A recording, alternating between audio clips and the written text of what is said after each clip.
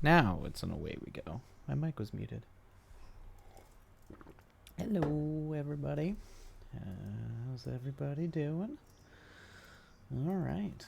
Well, I don't usually stream today, but wanted to test some things out, and we can just keep on going with what we were working on yesterday, which is the slasher film that I am currently plotting. And hopefully my sweet boy Aang settles, because he's been screaming at me since the moment I sat down, so we will see.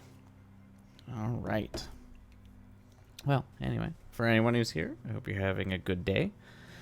And yeah, feel free to chime in if you're working on anything, writing anything, just watched a cool movie, read a cool book, all the goodies.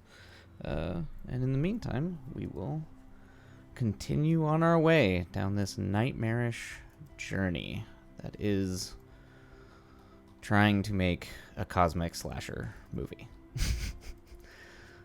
All right, cool. All right, so I think last time we left off,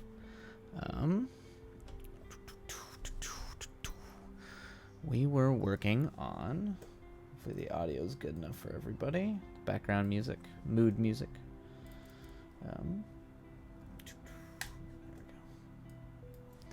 All right. So yeah, I think we were pretty much just trying to get a sense. I think I kind of managed to, for the most part, simplify the relationship between the Traveler and Shayla, which is good. Because I think there were a lot of pieces there, and we're probably going to try to make that a little bit more implied through imagery and try to be a little psychedelic with things and be less like literal with it, and try to keep most of the main scenes in the present day, not get too burdensome with flashbacks, just to kind of try to keep the tension alive. All right, so let's see. I think I wrote that under the character sketch stuff. Yeah, I did for her. That's right. So I think last time I kind of fleshed out. It's in internal conflicts, even though it's mostly just backstory. I could actually probably put this in. Do we have back? Is there even a backstory section in this? It might not be. Oh, background. There we go. Even though it kind of describes what she's doing the whole show. And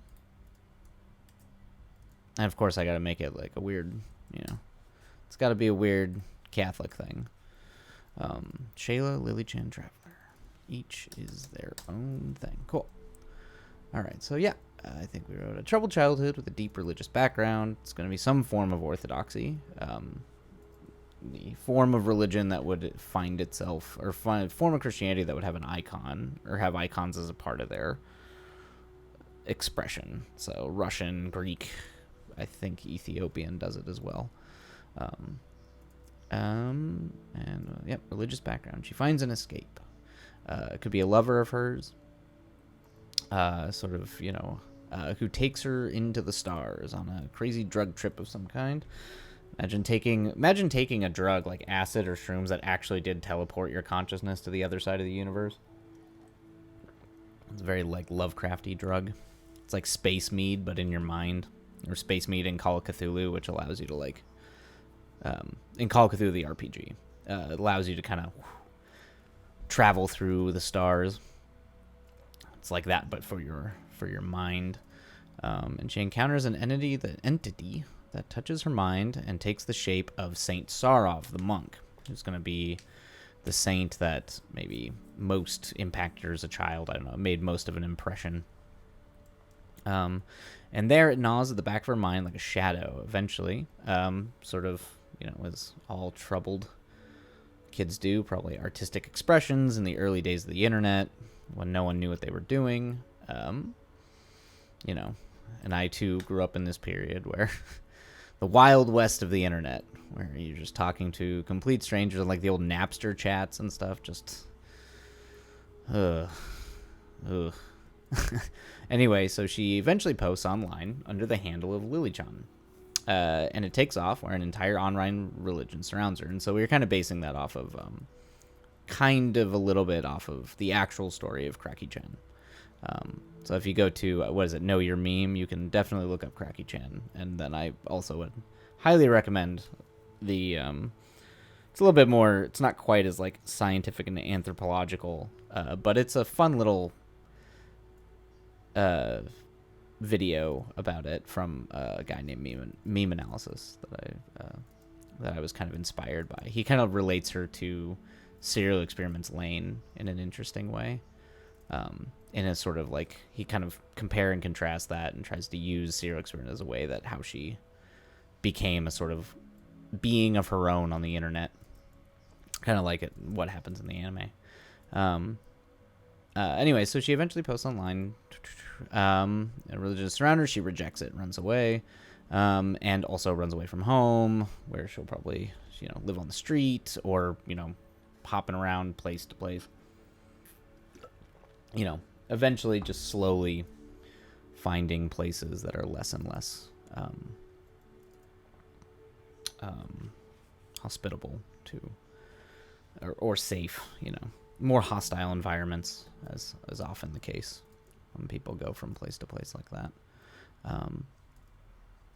She runs away from home and lives on the streets, where she eventually falls to drugs, toxic relationships, that result in an unwanted child and an unwanted relationship. And that's where we have her today, when the story starts. There, in the course of her slow breakdown, the eldritch darkness in her mind manifests after a trigger. Do we see it, homage it? We'll figure out what kind of the trigger. But that'll be the Act 1 trigger that eventually results in the Traveler arriving and slaying Kyle. This summons the Traveler from the stars and begins to claim those it sees as being in need of this cosmic catharsis. Essentially, we're going to be using it as a kind of... Catharsis is going to be kind of like almost an allegory for the internet. Because catharsis also has like a...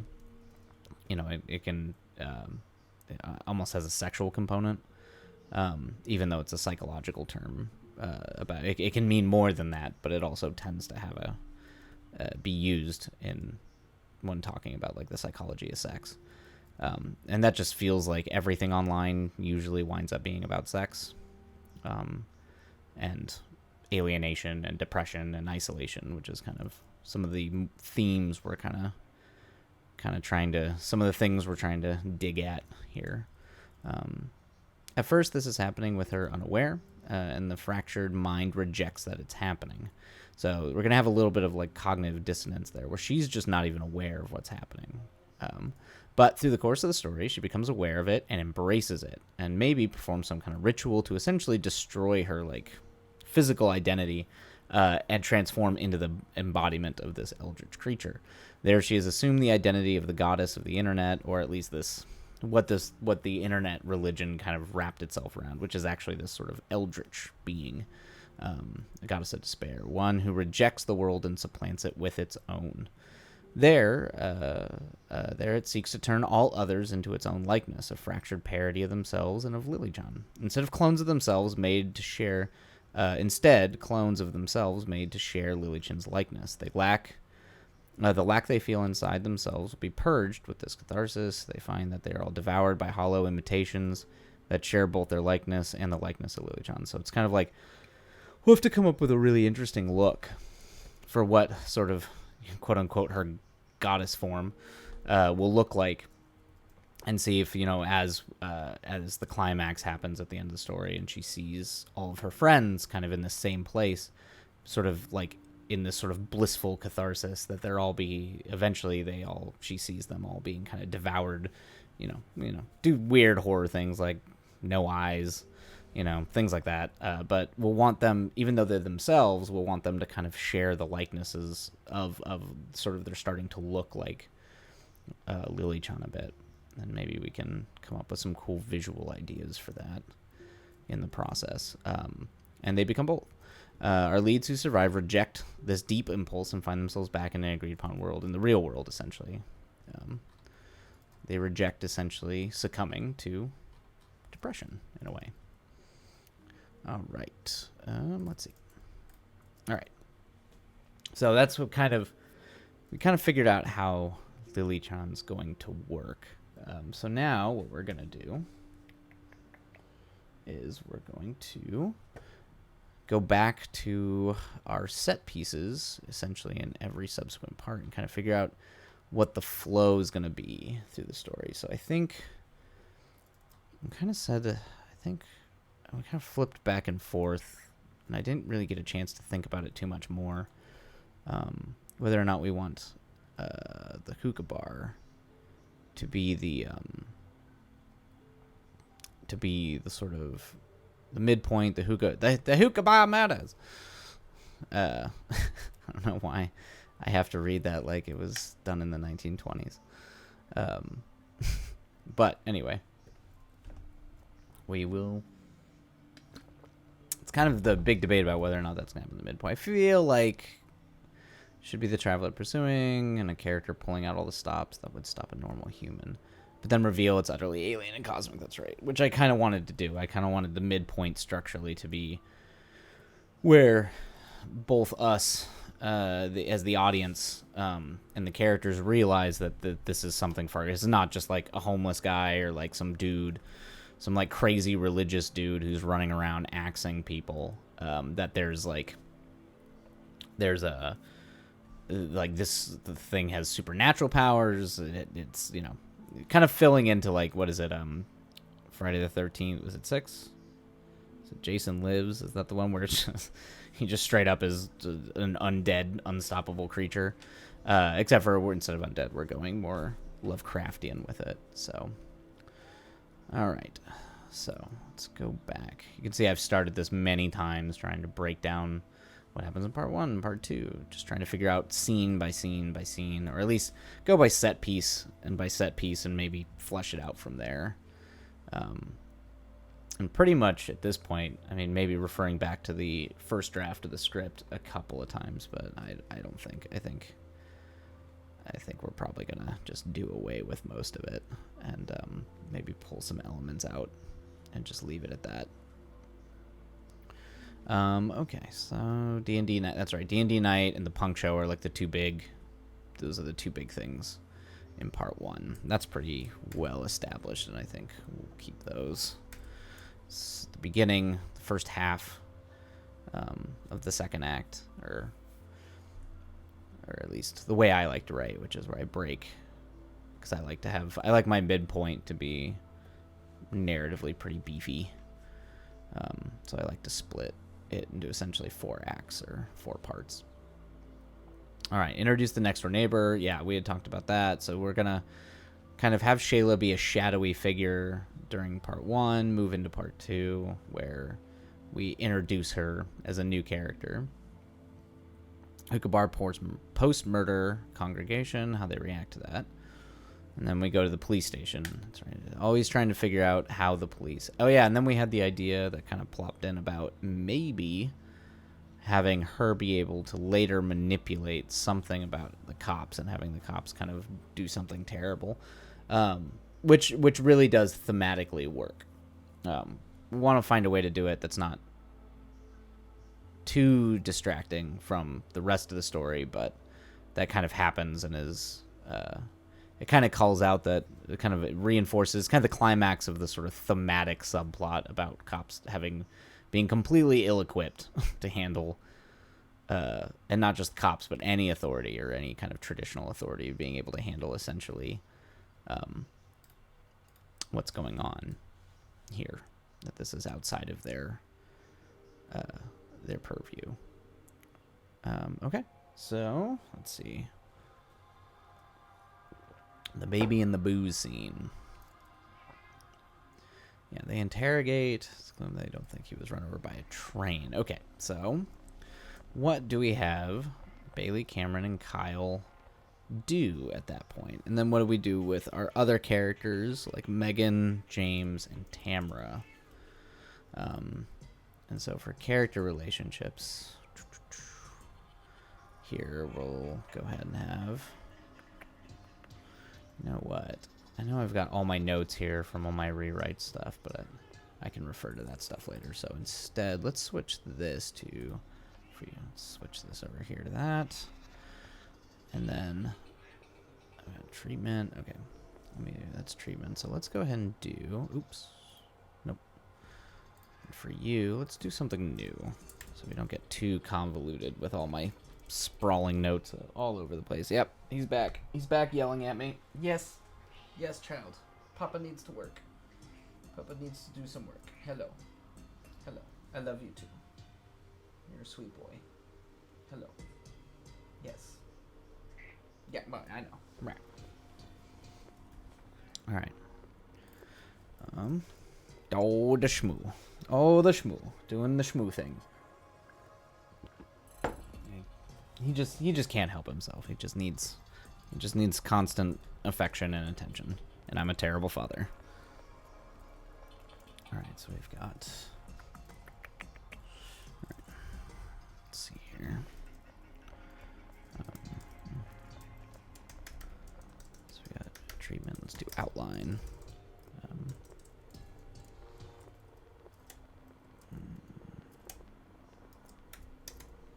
Sequence.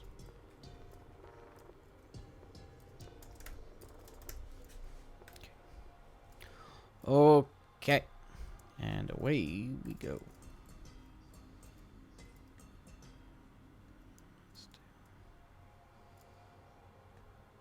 Let's do heading 2.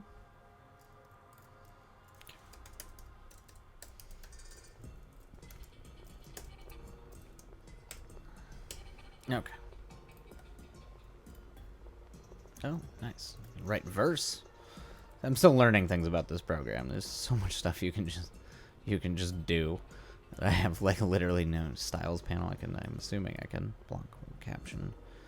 Let's center text. That's same thing. Attribution. Oh. No style.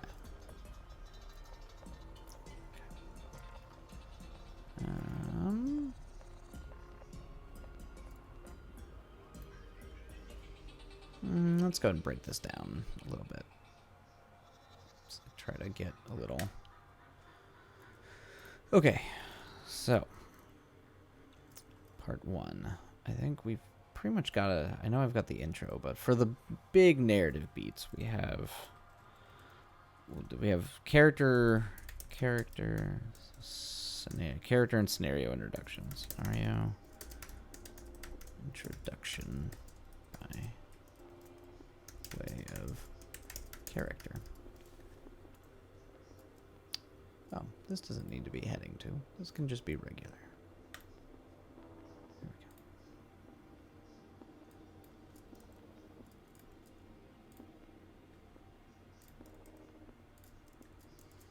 Okay. Yeah, just make that 18. Okay. Okay. All right. Scenario by way of characters. And then we have D&D Night. Okay. So let's go ahead. There we go. All right. So Cameron. All right. So prologue.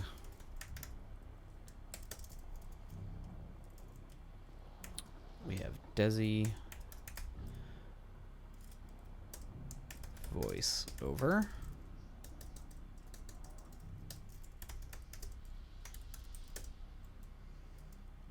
Desi voiceover. Then we do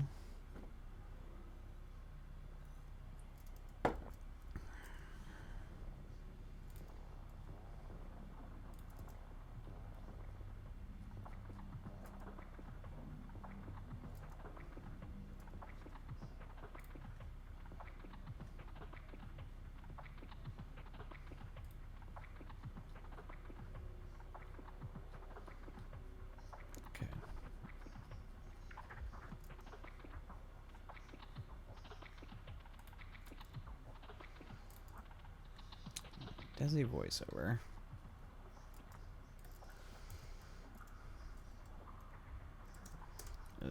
Desi voiceover as we see her get run over by a by a train. Okay, and what we can do here actually is while we're at it, use that to inform the character. So we know, let's go to our character sketches. Oops, not there. Here. Okay. All right, rolling story. Yes, so this is Bailey. Rolling story. Sorry, disappearance, suicide of both past girlfriend. Yeah, so okay, we already got that down. So she's our main character, although it's not immediately apparent. And she, when she was in high school, had a girlfriend who slowly became more detached from both her and the world around her, and eventually ran away from home and died either accidentally or by suicide by getting hit by a train. And that is going to be, and so that kind of answer, the fact that she never knew, is going to kind of drag on her a little bit. But of course, we find out that Desi was a part of this sort of online internet cult to Lily-chan. So it's kind of all tied together in a way. So, oops. Okay. All right, so we have the prologue. Then we meet Cameron. Or, I'm sorry, Kyle. Kyle returns from... returns to apartment and meets Cameron. So we're going to go and keep Kyle kind of in low text because we're supposed to think he might be the main character, but he's going to die in the first 20 pages or so. So Cameron's the more important character here, even though he's still not the main character. Where's Cameron? Cameron, who is playing Guitar Hero and prepping a D&D game, which Kyle is going to ditch out on to go to a punk show.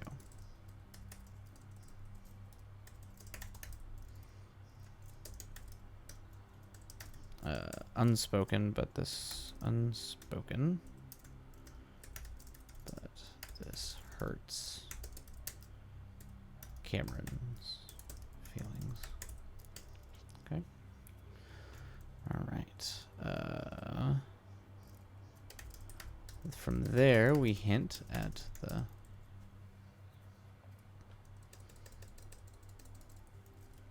shouts and noise from next door.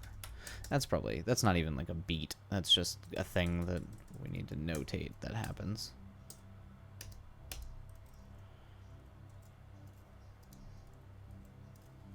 Shouts from next door. Shayla and Chris. Okay. All right. Cool. And now we're on to D&D night.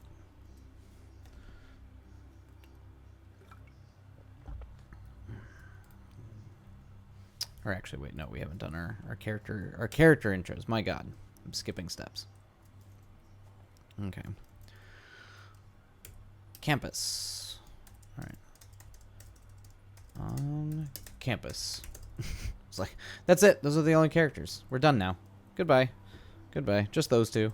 And then it's just Cameron from here on out. On campus, we meet our hero, Bailey, and her best friend, Jamie. And on campus, we meet our best friend after class. Jamie and I think in the initial draft of the script, I had them kind of talking about witchcraft a little bit, kind of like I think I had them taking an anthropology of witchcraft, and Jamie was lamenting the lack of the lack of the craft elements of it, more just the more historical things about witchcraft. Less like, screwing with your high school mates or, anything like that. So, we'll see. Like, that can be fun, kind of establishing their dynamic a little bit, kind of who they are as characters. Bailey's a little bit more the optimistic one, so if we had to put it in, we have to put it in weeb terms. Bailey is more Sailor Moon, while Jamie is more the craft and their various views of witchcraft and magic power. Whether or not we could have them talking about that. Sometimes, particularly in horror movies, they love having characters talk about pop culture. And pop culture is fun. So maybe maybe keep that the same as it was in the first draft a little bit. Discussing their witchcraft class. Okay. All right, let's see here. All right. Then what we can do is go into some flow here. Okay. This is where, and we need to establish here that actually this should probably be back. Oop. Whoa, no, not that. Jesus, don't do that. All right, guys, we're gonna all get to watch me fight with the program, because that's what I'm gonna do apparently. I guess that works.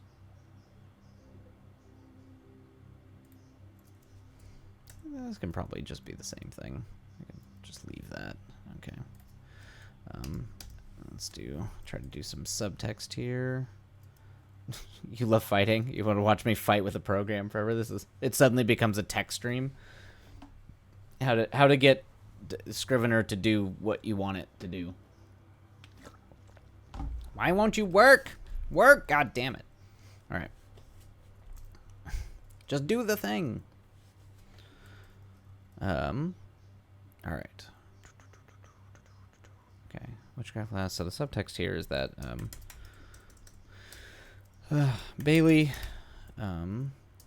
is a part of the D&D crew, and Jamie doesn't really want in on that.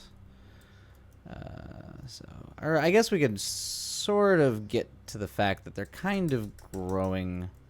They're growing apart in their interests. So Bailey and Jamie are growing apart in interest and in social circles.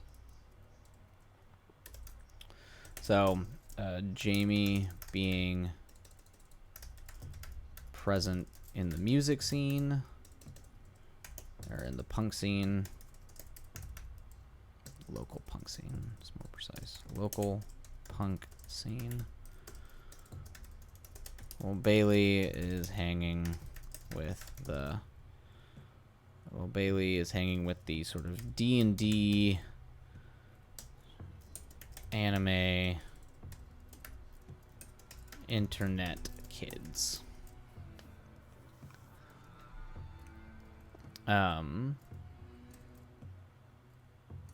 So she's kind of doing more like, so kind of fantasy hangouts, video games, that kind of thing, apartment stuff, while her friend that they grew up with is kind of now going off to like hang out at bars, and she's in a punk band, so it's kind of slowly creating a rift between them. So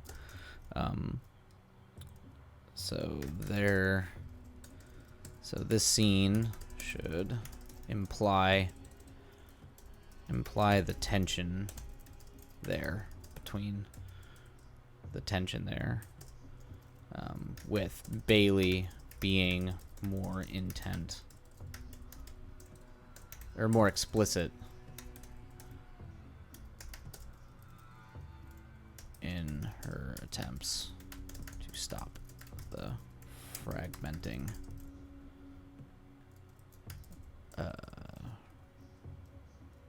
relationship.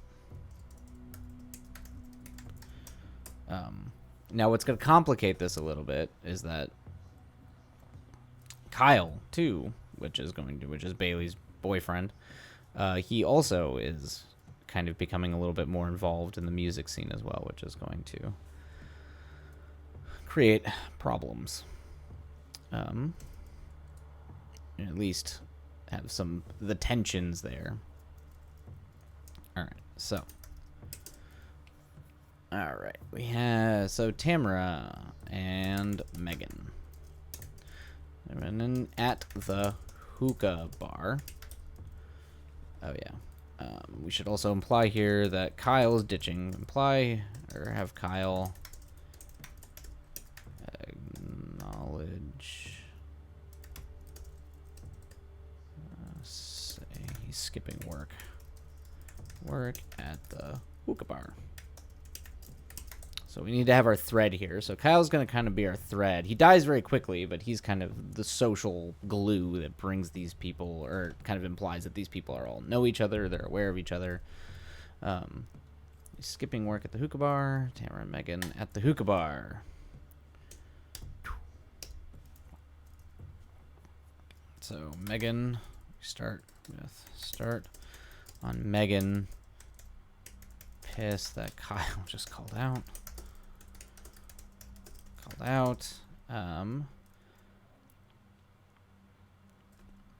what we can do here is we have our other character James, and James is kind of, I think I wrote in the other thing, he's our libertarian, a 2008 libertarian logic man. So if you were around in 2008 in college towns, or more specifically at hookah bars, there was always someone there wearing a fedora talking about, how smart they were. It was kind of before that became a whole thing on YouTube, where it was just dudes smoking cigars, drinking whiskey. It was that, but, in like white college town, Colorado. Just like everyone, and inevitably, like, loose change or something comes up where they're like, but did 9/11 happen? It's almost always happened, almost every time. So I don't know, what temperature does steel melt at? I'm just asking questions. Anyway. So we'll have that character in there. We'll try to humanize him a little bit, so I don't just, we don't just make a caricature of a person. It all usually comes out of insecurity anyway. As someone who definitely thought they were smarter than a lot of people when I was in college, it's all just insecurity. So, and then you realize that you know nothing, and life pummels you over and over again to remind you that. That called out of work. We'll have James kind of always. James will be the guy who's always trying to impress Megan. So we'll just have it be where he kind of wants to get with Megan. That's kind of his thing. He's got a bit of a crush on her. And Megan is always hanging with her childhood friend, Tamara. Tamara is our weirdo. Tamara is going to be our sort of the character of the story, where you just kind of got the weirdo. Tamara's going to be the weirdo. And by weirdo, I mean, like, Tamara's probably going to be the one who has, like, has like a stuffed anime icon-esque kind of character, like a was it from Pokemon, Mewtwo or something, like, or not Mewtwo, but like a kind of, or like from Ava, like Pen, that walks around with a stuffed version of that, that kind of person, but a person who's very, very online, and probably going to make her a little socially awkward, as well. But, she's cool, but she's like Megan's best friend. Mew, thank you. Yes, that one, The one that kind of was the not Pikachu icon of Pokemon. Oh, buddy, you giant orange boy. What? I know. You're so mad at me. You're so upset that I am working. Okay. I know. Sweet boy. I know, buddy. Yes. Mm-hmm. Tell me about your problems. What horrors have you seen? Yes. Mm-hmm. That's right. That's right. Cthulhu will wake from his dream very soon. Mm-hmm. Don't worry, Shmoo. The world will end very soon. Mm-hmm. Yes. Okay. All right. Okay. Yeah, but we also don't want to make Tamara like a character. You know, we want to be very positive, and you know, they're weirdos, but there's something to them. They're not just weirdos for the sake of being weirdos to be laughed at. You know, they are people, and we need to be able to do that very quickly in movies like this that tend to move very quickly. So Megan is always hanging with her childhood friend Tamara, and Tamara's is generally awkward. It's like awkward. I guess the best way is generally awkward but confident. Aloof to her own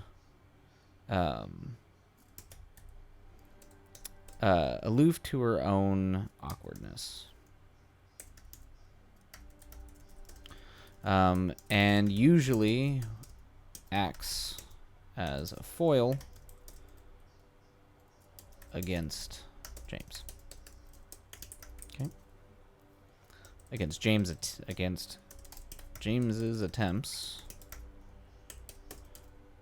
attempts to hook up with Megan.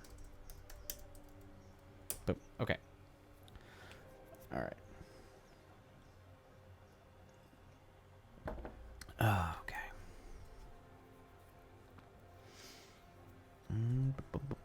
All right. So here and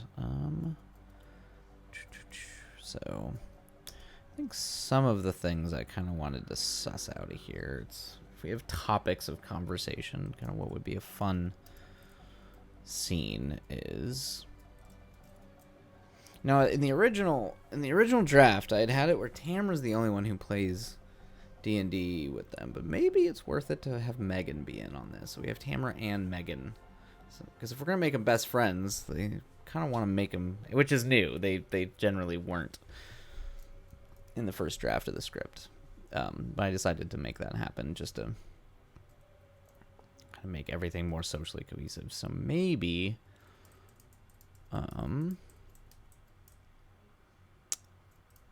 maybe we have Megan.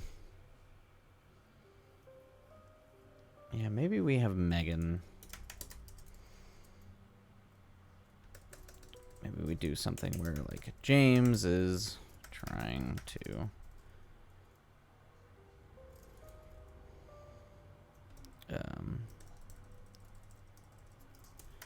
or maybe it's like, or maybe Tamara is just, maybe it's her first time. Maybe Tamara finally convinced her. Megan to come play with weird group.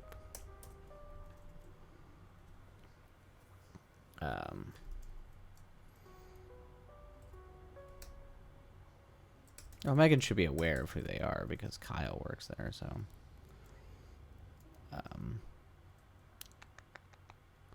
it's Megan to come play.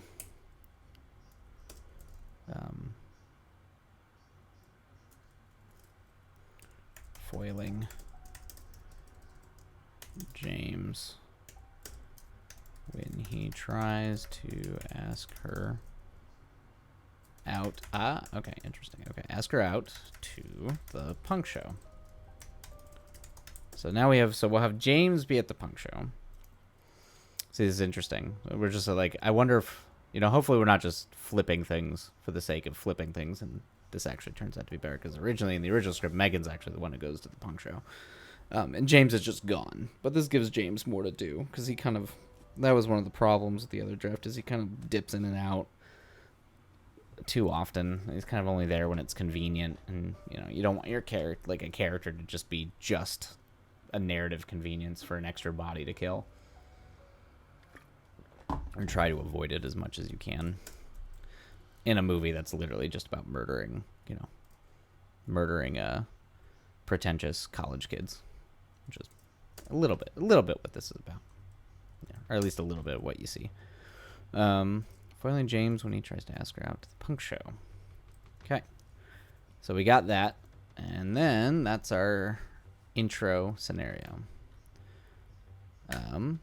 We go from there to D&D night, and then we're gonna go from there. So we have D&D night, and we have punk show. Okay. All right. Okay. All right. D&D night. So the things that need to happen at D&D night.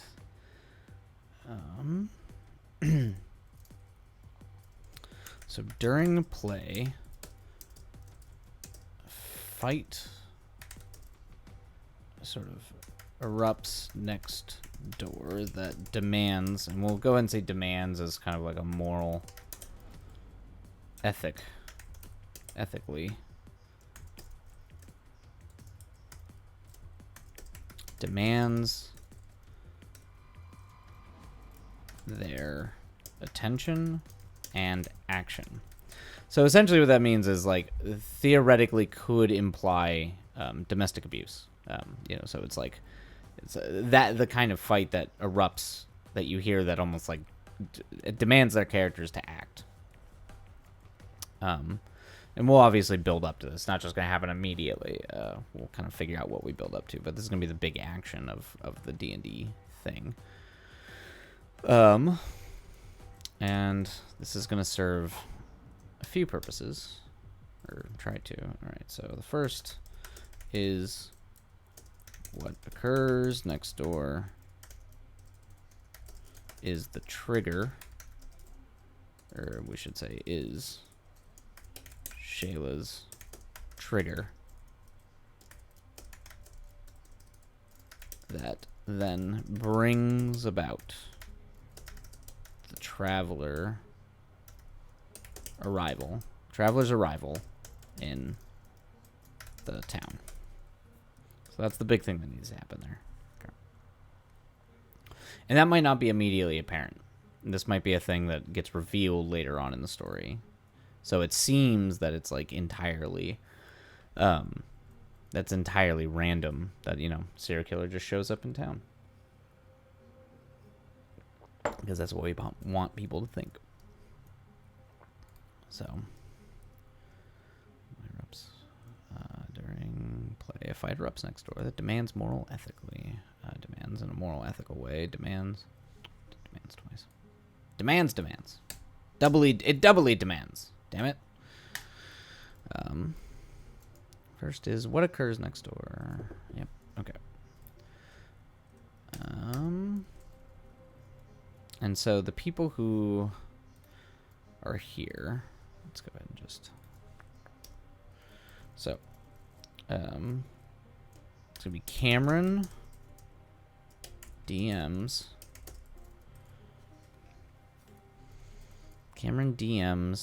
For the crew. For the players, Bailey, Tamara, and Megan. All right. Yeah, Cameron DMs for the players, Bailey, Tamara, and Megan. Okay. So those are the characters that are there. So we've got 4 characters. With some notable digs about Kyle ditching out. And here we can have Megan. We can even have Megan be like, wait, I thought he called out.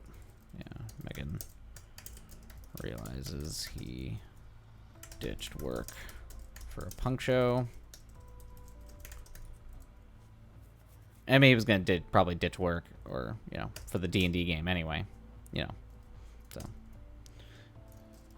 he's just lying to everybody, you know. Kyle, he's just telling everybody a bunch of bullshit. I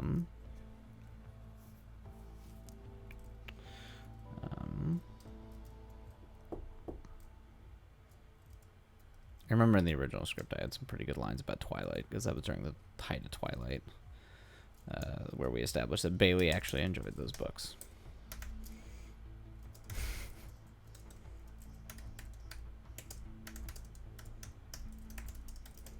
It's okay. We can make that our lead. There was some good, you got some digs at Twilight, but also a lot of people I knew who liked those books, like, you know, I can't judge them too hard. And a lot of us came down real hard on those for probably internal and shitty reasons, because they weren't that bad. I mean, they were bad. They're just trashy. They're just trashy books. No worse than half the other trashy books out there. It's just everybody had to jump on the Renesmee stuff is weird, though. The whole imprinting shit is weird. That's some real weird shit. But I don't know if that book was out then. Maybe it was. I can't remember when the last book came out. All right. So, let's see. Cameron, DMs to the players, Snowful digs. Maybe here we have,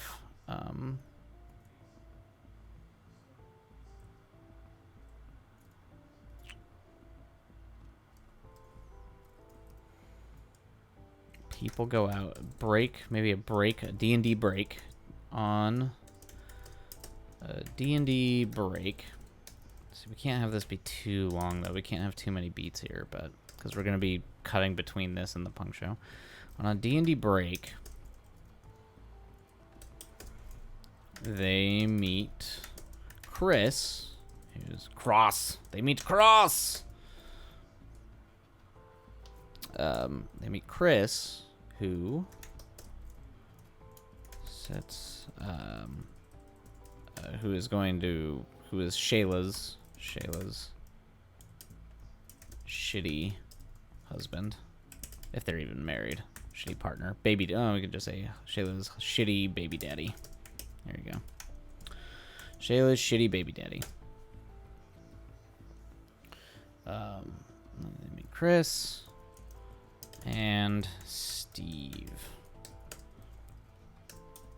And we'll go ahead and imply heavily here. It becomes apparent that Steve is the couple's meth dealer.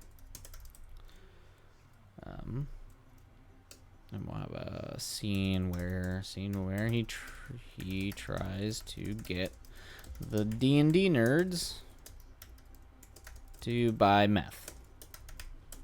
And I actually have a real story about that, because that shit happened to me once, where I lived in an apartment where the guy next door tried to sell the guy who was visiting the family next door, who probably was also their meth dealer, tried to sell us meth, and then got real crazy when we said we didn't want any and thought we were going to out him to the cops or whatever. And we were like, you're the one who offered, man. Like, maybe don't offer people you don't know meth, but, you know, that's not how shit goes down. Yeah, I mean, he was, you know, he fucked drunk and fucked up, and he's, you know, paranoid. You know, I just didn't want that asshole coming in and being like, if he did get busted, thinking it was us. But I mean, he was probably so far out of his mind, so whacked out, he probably didn't even remember he said that. Yeah, wild times. Okay, so, but anyway, you can make that kind of a maybe make an amusing scene out of that. Particularly having awkward D&D nerds. Becomes apparent that Steve is the couple's meth dealer. See where he tries to get the D&D nerds to buy meth. Okay, sure. But no, so that kind of opens things up to kind of what's happening over there.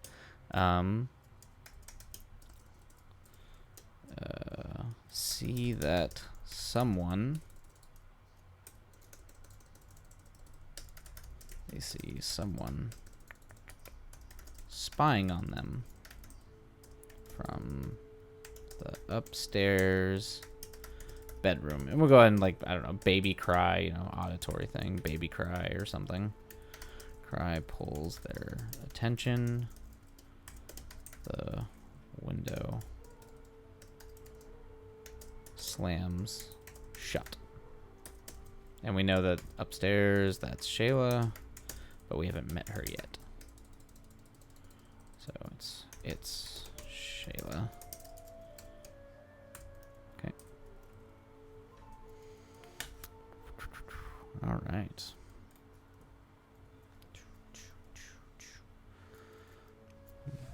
Next door. More other demands their attention and action. Okay, cool. Punk show.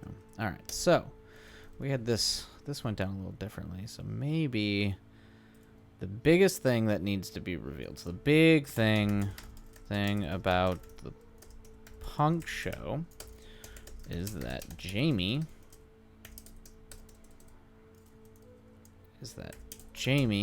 has feelings for Kyle.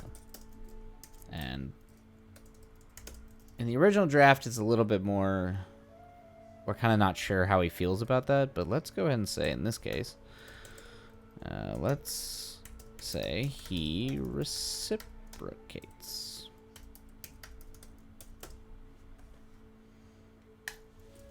Which poses a problem about Bailey. So we've got that. So, I mean, that's pretty meaty. There's a lot of drama we can mine from that. And then we've got James. Now that we've had James is also present at the punk show. I don't know, maybe can have some funny scenes with that. You love meaty. Yes, we all these thick, juicy, meaty scenes, eh? Don't we all love them? And we can just keep going on innuendo. I mean, I'm not above it. This channel's not above it, damn it. We can just make it. We can go down our sexual innuendos.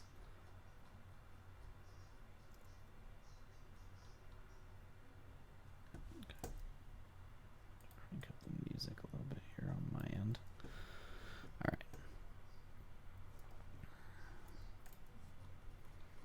So eventually, I will actually finish outlining this thing. I have like 3 started outlines that I end up switching back and forth to because I'm an insane person. All right. James is also present at the punk show. We could have maybe he sees Megan and Kyle share a forbidden embrace. Maybe Kyle confronts him to not say anything. I don't know. We'll see. Do they want to hide it? Is this like figure out what to do? Maybe Kyle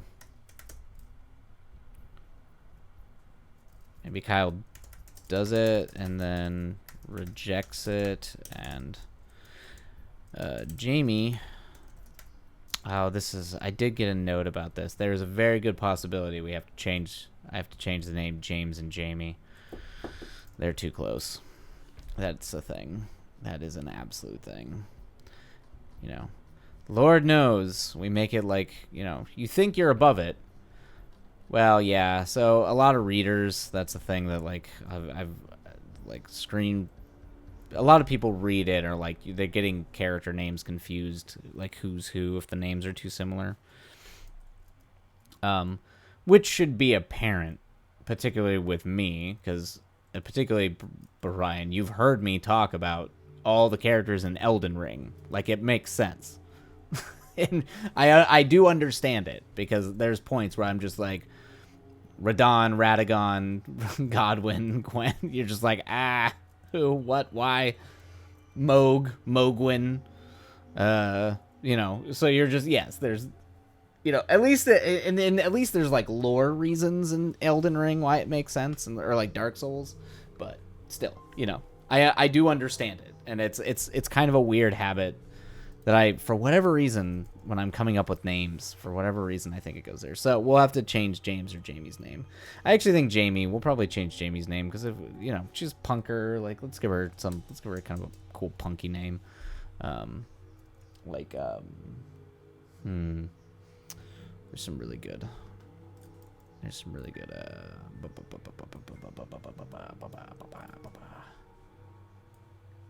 I mean, like, almost like. What was her name from X? Hey, buddy. I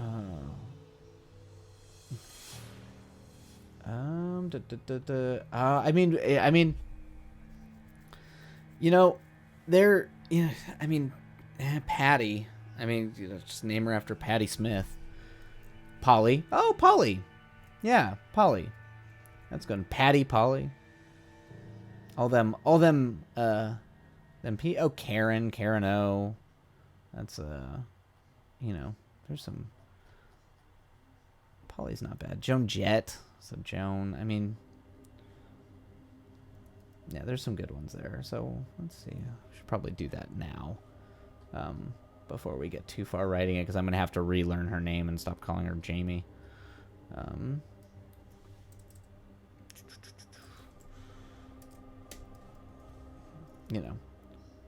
It's just like Susie from Susie and the Banshees. Oh yeah, like also Maxine. I think that's isn't Maxine Minx? Was that her name? I think it was, or no, never mind. That's not her name. No, it was Polly. There was a. Oh no, her name was Exene Cervenka. Of course she has a name like that. Yeah. Yeah, Exene, or yeah, okay, so something like that. Let's see. I do like Polly. Polly's a good name. Polly.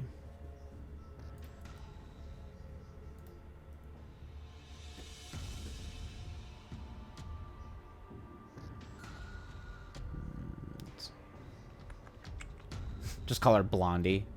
Just name her just, just names herself after a band. All right. Debbie Harry. Ooh, nice. Yeah, maybe we'll do Polly. It's kind of cute enough. She just calls herself Polly, and it's not directly Patty, but could be inspired by Patty. So we'll just call her Polly. Okay. We're sticking with Polly, damn it.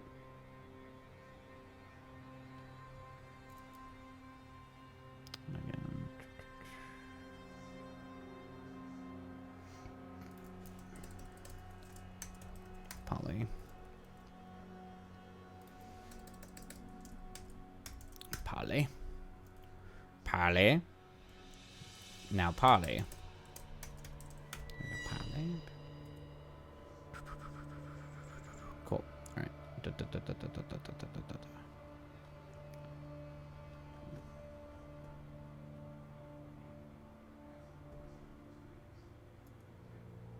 Yeah, so notice how I wrote Megan instead of Jamie. Anyway, so Polly. Okay, Polly. Yep. Rejects it, and Polly. So I had Polly kind of have like a little bit of a thing for, like older guys. That was kind of her thing, that she just kind of was like, certain self-destructive tendencies, that kind of thing. Kind of, there's a sort of disassociation that comes or not disassociation, but kind of pushing away of your peers, but sort of like going after, you know, married, like essentially just unavailable men, essentially, or unavailable partners. Could be both. Maybe Kyle does it and then rejects it, or thinks twice. Or let's just say he just doesn't handle it well. He does it, then doesn't handle it well. Well, and then this sends prompting Polly to leave with another, perhaps older, partner for the evening. Okay. All right, and then we have. Let's see here. You know, probably leave with another, perhaps older partner.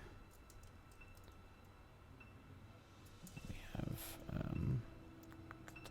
Kyle maybe getting drunk and feeling bad about himself. So we're gonna have him kind of,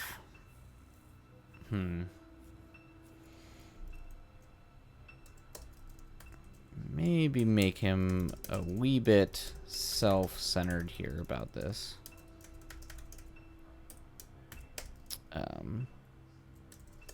And how he's handling it.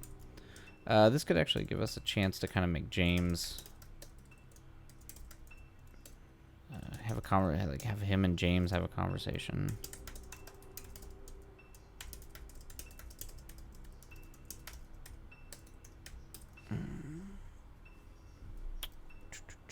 Okay.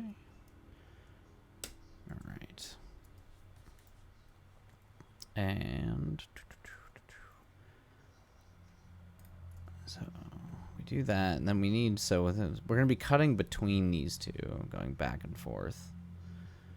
Eventually, it's going to build into the Traveler shows up and stalks Kyle. So he's going to eventually appear at this, like, it's probably going to be like a house punk show. So it's going to be like a big old one of those, you know, there's a lot of those old red brick house, like from the 1800s. Where I went to school, it was actually an old schoolhouse. But you know, kind of like a big house party. And so we'll have the Traveler just kind of show up there and stalks Kyle. Stalking him home.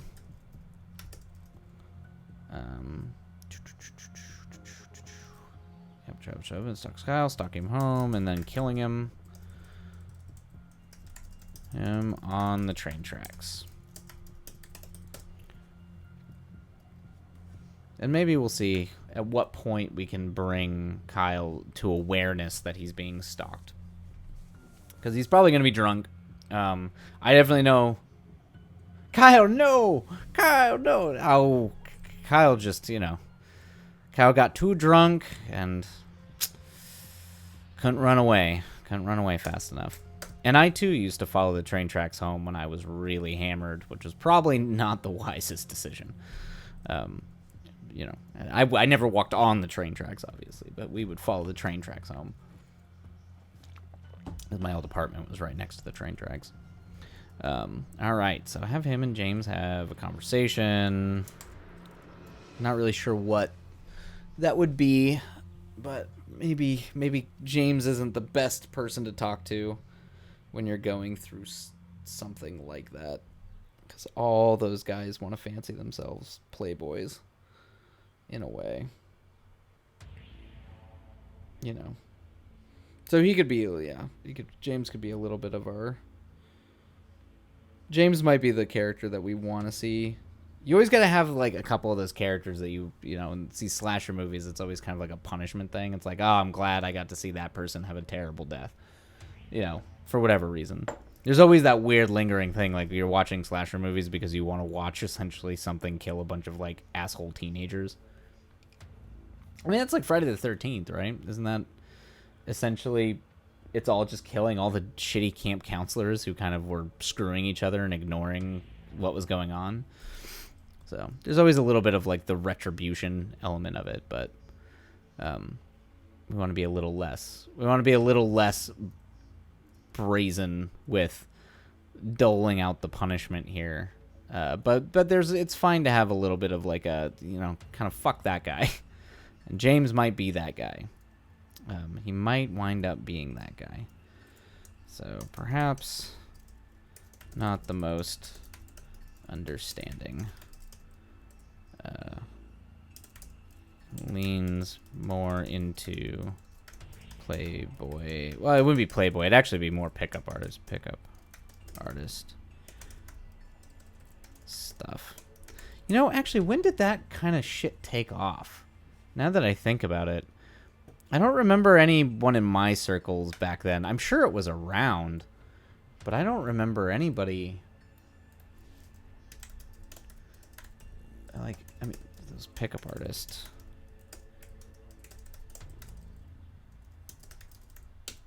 Was that exclusively like particularly? Yeah, the game. That was like the oh no. It came out in 2007. Oh, that's when the game came out. And that was the book that, like, wasn't that the kind of the big... There was stuff before that. Oh, no. So this is exactly... Okay, so we absolutely have to have James have read the game. Which means I might have to... Because James is also our character who's, like, way into, if anyone remembers Zeitgeist. That YouTube series that was kind of swirling around at the time. It kind of, like... It's a really Zeitgeist is a really fascinating thing in a lot of ways because it kind of predates utilizing certain types of things that are true with conspiracy theories and pulling just random shit to where you're like, oh yeah, this is just like anti-authoritarian or even like leftist stuff about like, oh, corporations, evil banks, but then you realize it's like picking up a bunch of like weird early American neo-Nazi anti-Jewish propaganda.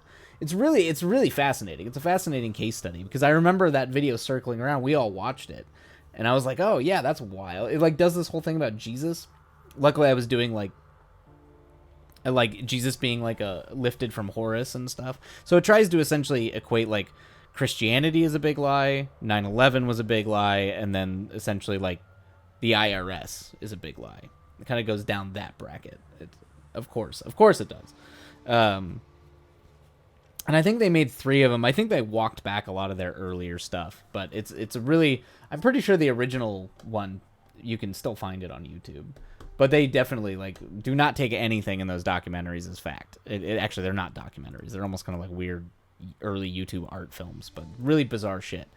So anyway, I kind of wanted James to be, like, into that kind of thing. Like, kind of the loose change guy. The guy who's always, you know, into that. So might as well just round him out with the kind of dude who would read the game. And I guess it works out perfectly because it came out in 2000. All right, it was publicated. Oh, the publication was 2005. Okay. And this story takes place in 2008. Let's see. The book was featured. This is technically coming from Wikipedia. The book was featured on the New York Times bestseller list for 2 months after its release in September of 2005, reaching prominence again in 2007 during the broadcast of the VH1 television series The Pickup Artist. Oh, shit. Which was hosted by Mr. Oh, shit. I remember this. Strauss's mentor in the book. Oh, wow. Okay, I remember this dude. Eric von Markovic. Yeah, he's the guy. He had like the little like the tiny goatee, like the little fluff goatee here, and he always wore a cowboy hat. Oh man. Interestingly enough, he spent his early years playing Dungeons and Dragons and had little to no success with women. You know, maybe it was because I was a theater kid, but like we never like. You have no idea who that is. Yeah, I don't think I remember seeing them around. I didn't watch a lot of TV back then, but I do remember him probably because I was watching stuff about like pickup artist stuff. I think the main reason is like I just never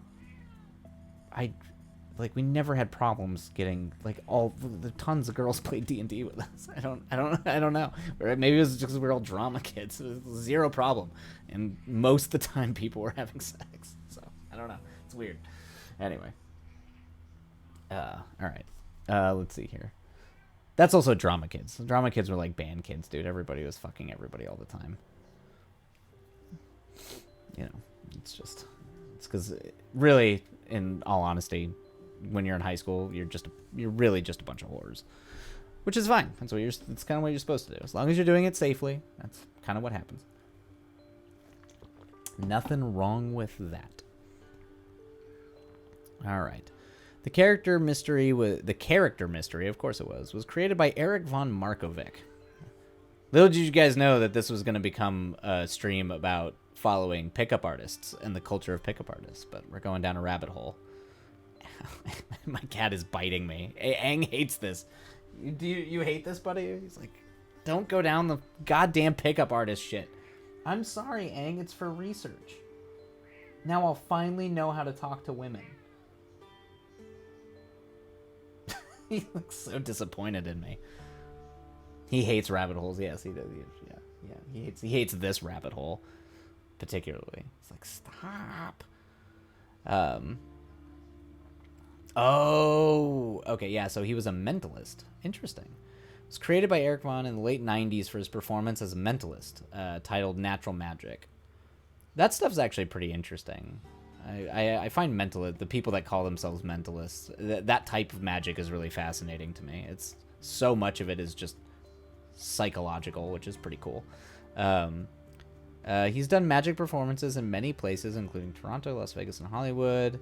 The name Mystery was also used as an internet username. He's the author of The Mystery Method: How to Get Beautiful Women into Bed. All right, let's see, when did that book come out? Because James has got to be pretentious. Maybe he'd be like, I read the game before it was the game, you know. So when did this book come out? Oh, interesting. Okay, so it came out in 2006. Interesting. So did he publish this?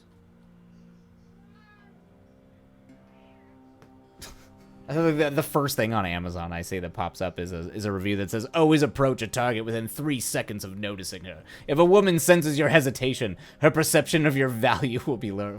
Fucking Christ. Jesus Christ. Okay. All right. Anyway. Whew. Okay. I mostly just want to see if this did this. Yeah, right. Yes. Yeah. I'm like, oh, yeah. I'm sure reading the Amazon reviews of this would be here. I guess let's see here.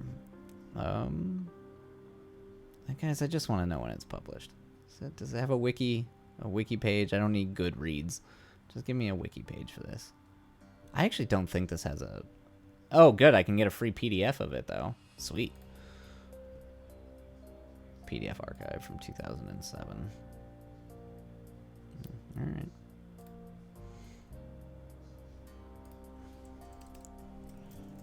Verse the game. Let's see. Okay.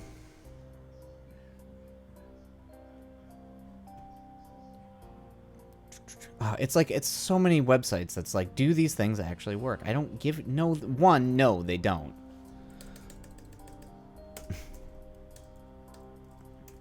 And if they do, it's probably because people are very drunk. Used to method. When did I say the game? When did I say the game was published? That was it was 2005. Okay. Neil Strauss. Who are you? Where do you come from?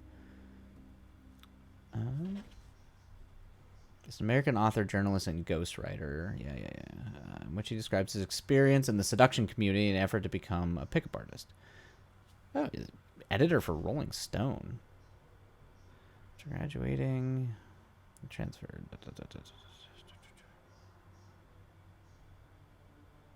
Oh, weird. Was this like he began writing for an avant-garde magazine called Ear, editing his first book, Radio Text, anthology of radio-related writings for the postmodern publisher Semiotext. Interesting. And then went to the Village Voice. Oh, he's a music critic. What the fuck is this guy doing writing a thing about the pick? He probably just cashed in, man. He probably saw that there was... He could sell a lot of books. Oh, yeah, dude. Yeah, this dude, he won the ASCAP Deems Taylor Award for his coverage of Kurt Cobain's suicide for Rolling Stone. And his profile for Eric Clapton. In Arts and Leah, Strauss also gave Esquire, Maximus Spend. Yeah, I mean, he was a... I mean, this dude is not a nobody. He even acted, he was in a random episode of Curb Your Enthusiasm as a cancer patient. That's weird. Strauss joined a subculture of pickup artists known as the seduction community, creating the persona of Style in 2001, and pseudonym of Chris Powell's, eventually publishing an article in the New York Times about his experiences. In 2005, he published The Game. Oh, okay, so Penetrating the Secret Society. A book about his transformation into style pickup artist under the tutelage of Mystery. In addition to documenting his experiences with pickup artists like Mystery, Steve P., Rasputin. Some dude actually named himself Rasputin. Ross Jeffries, and numerous others. It also describes his interactions with celebrities, blah, blah, blah. Okay, Tom Cruise, Britney Spears. Interesting. This book actually seems like...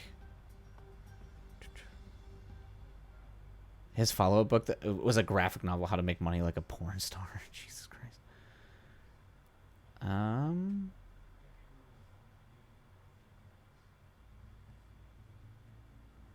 Interesting.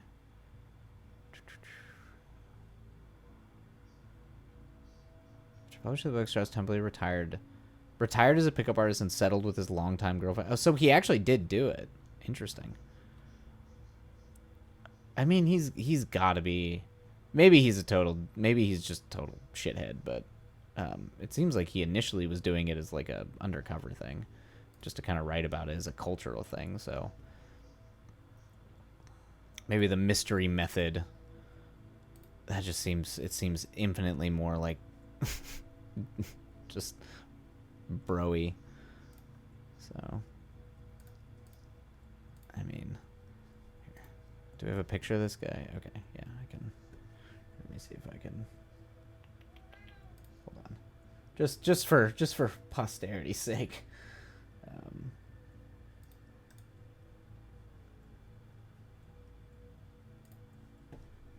Watch me slowly do this because I have no idea what I'm doing. Buddy. Oh my God, that's so big.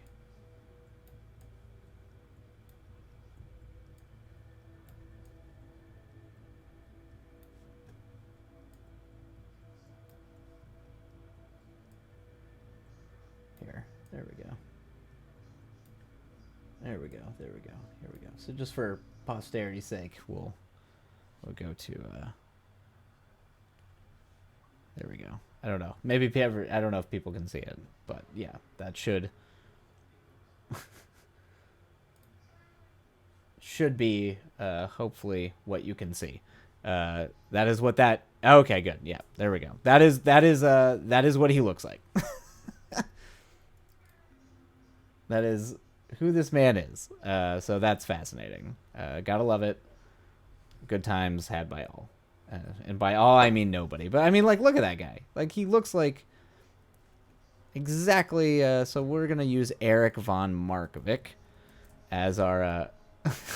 Of course you are, Brian. You love the, like, weirdo... He's definitely got the kind of white trashy vibes. So it would make sense. And look, he's like, clearly he played Dungeons and Dragons early on, so, you know, why not? So we will go ahead and I'm actually going to put him in my character thing here. We're just going to use that as a when we go through our character sketches. Whatever. Don't deny it. He looks like a dude who belongs in, like, Las Vegas. Or even in, like, Phoenix, where, you know, I come from. Where we're all just essentially rat people. We just look like desert, withered, scrawny white people. That are emaciated with a lot of tattoos. And definitely seem like we might have a meth problem. Okay, so this is for James.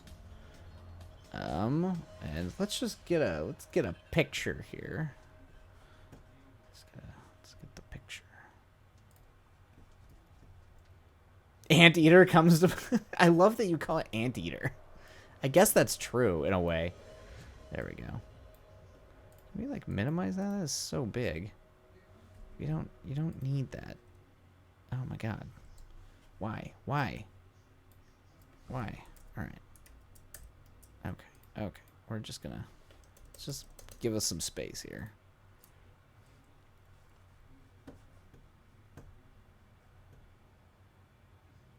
What would an anteater be? I think Bahrayan thinks that anteaters are... What would an anteater be? It would be like... I think he thinks that vaguely a white... Oh, anteater. Oh, probably like antimatter.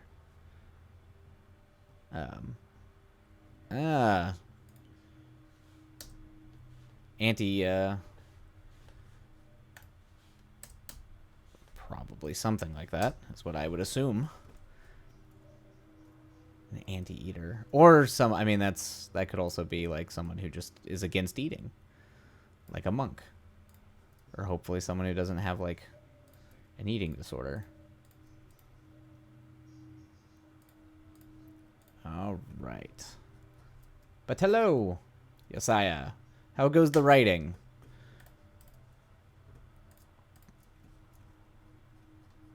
All right. Okay, so we'll just add that as inspo as mild inspiration for that guy.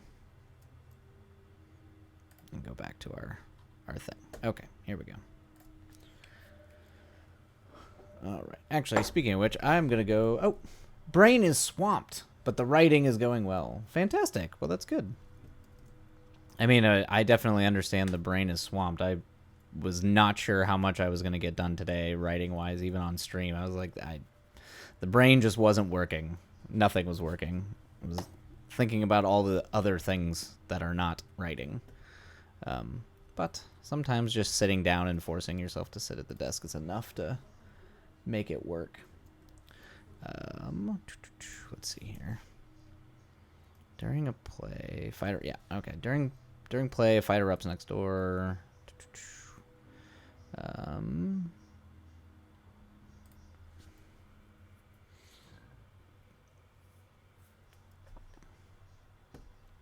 Aegon, eh? Aegon? Aegon might be my villain's name. It's a good name. I like Aegon. Like, I'm assuming that's how... Is that how you'd pronounce it? Aegon? I feel like that's how it's pronounced, but... Yeah, Aegon. Yep. That's a good one. It's grandiose. It has weight. That's a very, very good name. Good name. We had to change one of the characters' names in the story. Mainly because you can't have characters sound too much alike. Because readers and even people watching will get confused. So just make sure you're not, your characters have distinct and iconic names. Or at least distinct. I mean, if you're trying to write just kids, it's not like every kid has to have a grandiose, like, mythical name. All right. Cool. So Travis shows up, stalks Kyle, stalking... not stalking, walking home. Walking home and then killing him on the train tracks. Okay, so... Kind of sus out there. Did I run out of music already? Oh, man. I need to get more tracks on this. Alrighty. Bum. Alright. Walking home and then killing him on the train. Yeah, so we need to figure out... Essentially, what's the scene gonna look like? So they're... we'll be cutting back and forth between the punk show and the band. So I guess at that point, why is Kyle there? Maybe Kyle's trying to get in with the band. And establish that Kyle's trying to play an instrument. I think in the original draft of the script, Kyle wanted to write. He wanted to write like lyrics. He wanted, and was trying to meet up with a band that he felt like he could work with. I think in this case it might be easier to have him actually play an instrument of some kind, and kind of want to get into the scene. Or maybe he just wants to go. Maybe he just wants to, you know what? Maybe he wants to go watch. He wants to go watch Polly play. And we'll just have Polly be the one who's in the punk band, because that just makes more sense. So Polly is playing in the show. Kyle wants to watch and support her. The hard part about that is if... Oh. Who is your final girl guy, or do you have one? It is Bailey. Bailey is the final. Is Bailey? Technically, it's Bailey and Cameron. They're both the only people who survive. Everybody else gets absorbed into the eldritch monstrosity from the cosmos. But Cameron and Bailey are the two that, once they've been sort of like, you know, the final act, when they've been brought into that world, they're the ones who are able to reject it. So yeah, they're the two. You for the most part, you think it's just Bailey until the very end, where you realize Cameron's still alive too. But the rest of them all succumb to the horror. But for now, we really want to have... The hard part about having Polly playing in the show is it seems really shitty to have your best friend decide to go play D&D over watching you in a show. So that's the only problem there. So I don't know if we want to have Polly playing in the show. And it doesn't look good for Bailey. It's not a good, like... I don't know. It makes it seem like there's even more problems there in terms of their friendship. It's too many issues.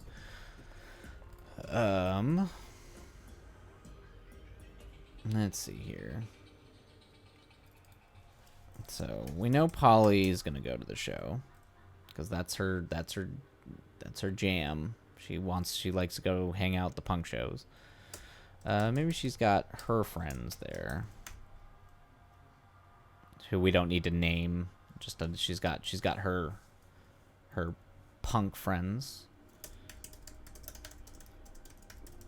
Punk friends.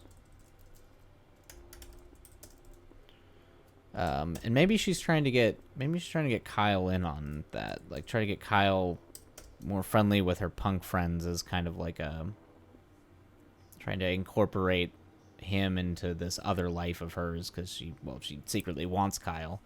So, but why? So maybe, yeah. I could do it the way it's written in the original draft, where it's Polly helping Kyle meet a band that she knows. We could still do that. Have Kyle play an instrument of some kind. I just don't want to linger too much on that, because even though we're kind of like using him as our fake lead until he gets killed, I don't want to spend too much time fleshing him out more than we need to. So establishing that he's playing, or that he plays an instrument, maybe might be too much time. But we need to give them a reason why they're there and for what they're doing. Could be a band. It's very isn't that kind of what happens?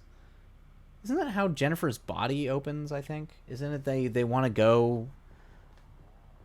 Is it that they just go to see any concert, or is that she just really likes that band? Maybe it's to see a band. So instead of it being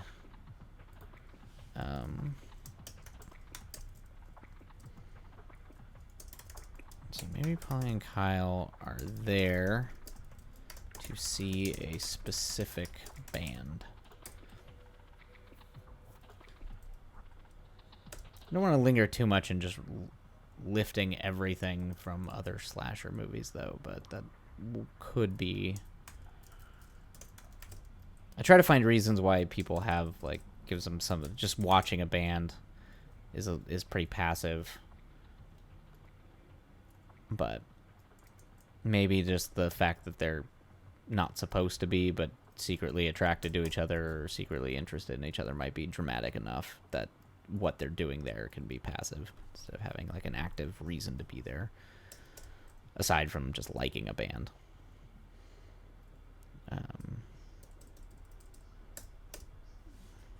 Okay, then we have James at the punk show.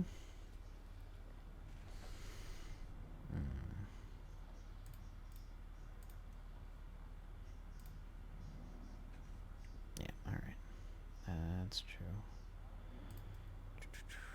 Kyle ditching out. I should go back here and add that we need to see Bailey and Kyle together before he leaves.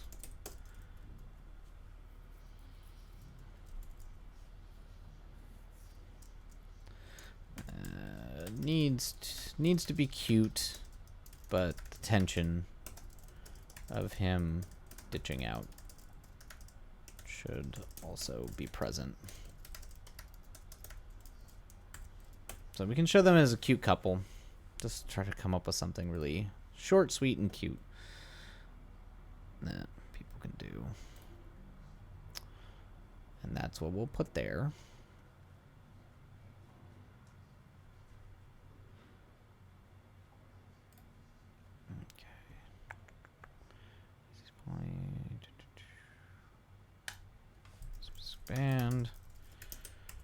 Band plays, and Holly and Kyle get too close to each other.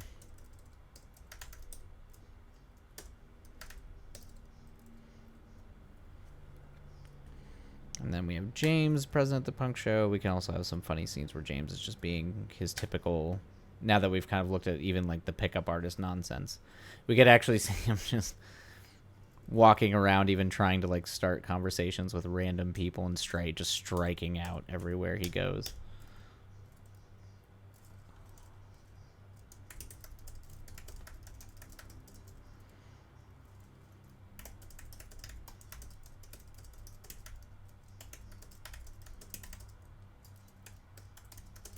He just strikes out wherever he goes, and then he's just sitting there being sad while like there's clearly this tense like romantic thing going on that's like got the extra layer of being forbidden, and he's just oblivious to it and kind of like wrecking the mood. He's doing the exact same thing that Tamra did in the earlier scene with him when he was trying to flirt with Megan. So and he's just as oblivious to it as maybe Tamra is, which would be kind of funny, or so self-absorbed, that he can't. He's not recognizing it. That could be kind of funny. James is trying to do the whole pickup artist thing and just strikes out and hangs with Kyle and Polly, essentially being self-absorbed to notice the romantic and forbidden tension between the two.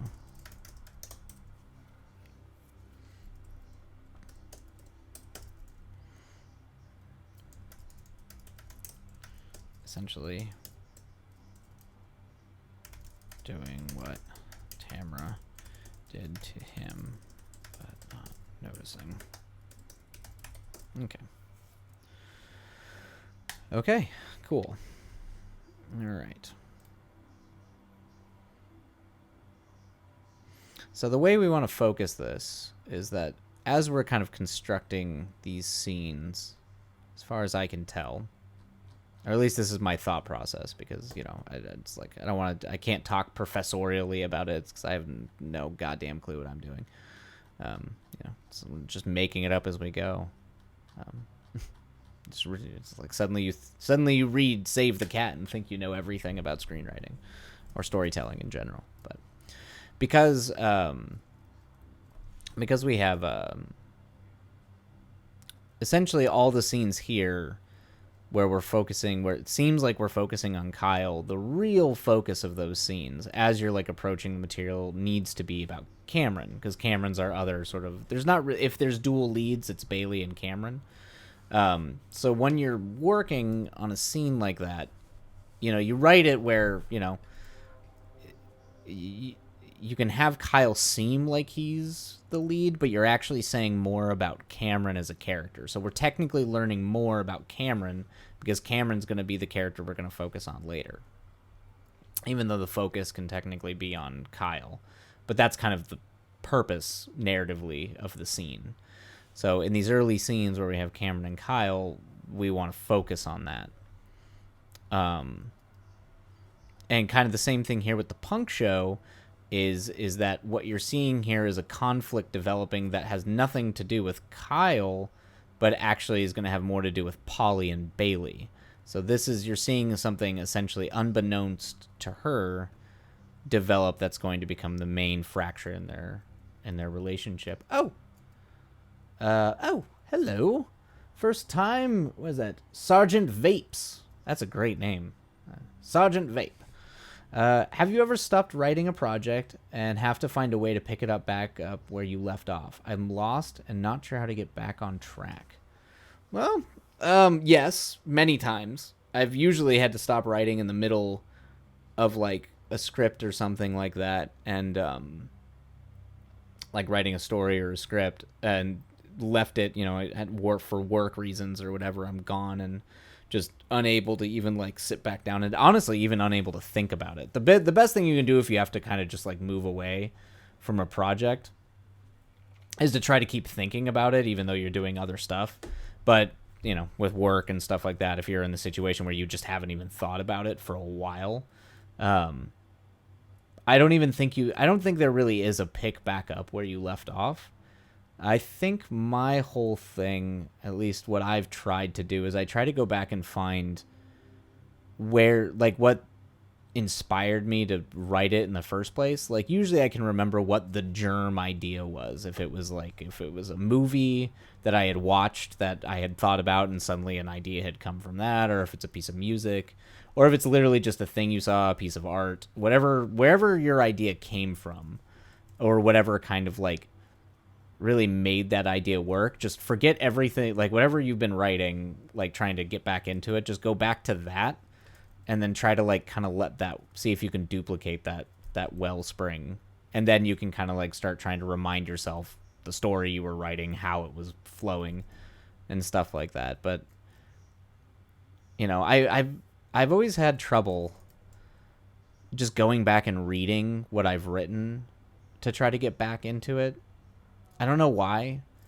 For whatever reason, my brain just switches off. It just doesn't work. And every time I go back and like if I leave something and I have like a half-written script, like going back and reading the script does very little to help me actually like get back in the swing of things. It's been like 8 months due to a new baby. Oh, well, congratulations on that. That's great. And work that I've had to stop. I mean, it makes sense.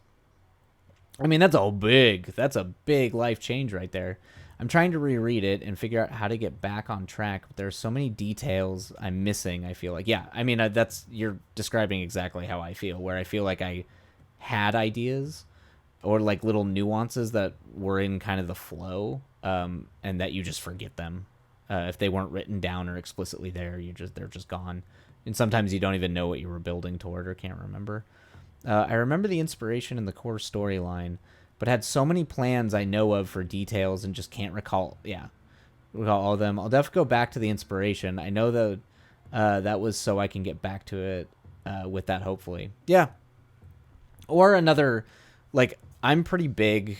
I've definitely learned about myself that I'm pretty big with discovery writing. The whole reason I'm even breaking this out as much as I am is I've already written a draft of the screenplay. And I'm just trying to go back and do a page one rewrite and be a little bit more structured in what I'm doing. But I'll probably be bouncing back and forth between discovery writing, where I just start just trying to write the scene out. Because for whatever reason, like that might help too. Like even just go back to the beginning a little bit, not to like really write it out in full, but start kind of retell the story, like independent of what you have written. Just go back and start trying to retell the story to yourself. And as you kind of maybe free flow write it to yourself, some of those might come back. Some might not. They might be gone, but you'll probably discover new things. There's always an infinite amount of discovery you can find, I feel like. But hopefully you can. I hope you can. I hope you can. It's absolutely... It's time consuming, but I guess, you don't really want it to be quick. But I have to do it all the time, where I'll just sit and have to just write and just try and discover stuff. And just kind of retell the story to myself again. It's kind of actually what I'm doing here. I'm just trying to be more structured about it. But yeah. But I wish you the best of luck. And once again, congratulations. That's big life stuff. So that's huge. That's huge. And wonderful. All right. So where was I? What am I doing? During play, yeah, that's right. The fighting erupts next door. And we're kind of fleshing out. I can kind of visualize how this scene's going to play out. The punk show is definitely more clear to me right now than the way the D&D night's going to play out, I think. Because I can just see... Now I can see it. I've got a comedic thing with James kind of running around doing the pickup artist thing. That works. We have the tension between Polly and Kyle, and because we already know that, that Kyle's involved with Polly's best friend. That's pretty... There's a lot of meat there that we can play with. So I feel like I kind of know how the punk show is going to play out here. There's enough for me to play with that kind of I can craft and like hone that into something interesting.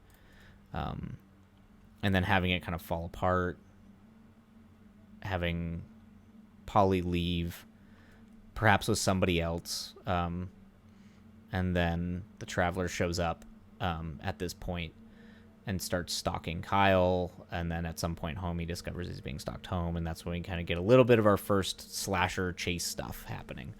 So now let's kind of need to figure out how the D&D night's going to go. And in terms of actually on the topic of like rediscovery, it's probably why I have so many of these written where I kind of peter out during part 2 trying to figure out how I'm building everything to the midpoint, is that so many, I'm restructuring off the script that I had written, and the moment I start changing entire characters and restructuring things, all the little details and nuances I had built in here are just meaningless. So I'm kind of in the process of it's kind of rediscovering it in the process of restructuring it. So now I'm kind of having to go back and find these little nuances in these scenes as I restructure these scenes, because those nuances will come in later. Those like little details, little moments of inspiration with the characters or what happens that I kind of have to kind of beat out in order to figure out what's happening in the second act. Because every time I try to outline the big beats, I have no idea what I'm doing when it comes to the latter half. So if you don't know what you're doing in the latter half, I know how it ends. I know the whole third act. It's just it's all the middle stuff. So anyway, sometimes you just got to go back and flesh out and try to discover all the little things earlier and see where those lead you, and let them hopefully carry you through the midpoint, the second act of the show. All right. So yeah, so we've got this D&D night happening, and we're going to have we have a break where we see the people next door, and we can maybe have some tension build there, maybe. I kind of got, with the trying to get D&D nerds to buy meth. There's kind of something that's a little hostile, that there's tension there. And we've already kind of like teased a little bit earlier that there's like, it's a toxic relationship. It's not good. But we're just not sure how it's not good. And so during this, we need this explosion, which is functionally gonna, unbeknownst to the audience, function as a trigger for the ensuing horrors that the town is going to sustain from the traveler, and from Shayla's quote-unquote alter ego.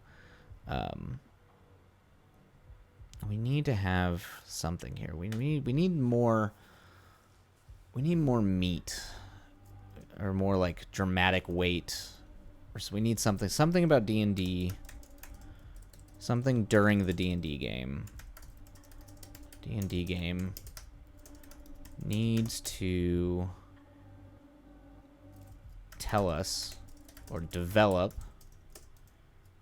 Bailey, ideally Bailey and Cameron, since they're going to be our mains, but also to a degree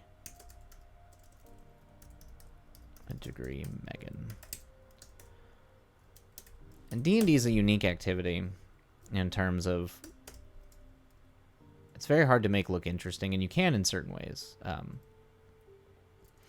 You know, so we don't want to linger in that world too much, but I feel like enough people are familiar enough with things like Critical Role and all that kind of stuff that you can probably mine a little bit of the humor, as long as you don't go too deep in it.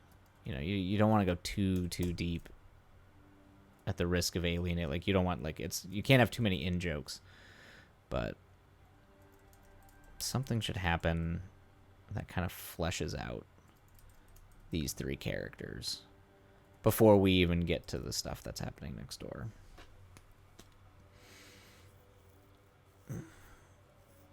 Which is going to be difficult. And once things... Because it's like, when we think about cutting back and forth, we have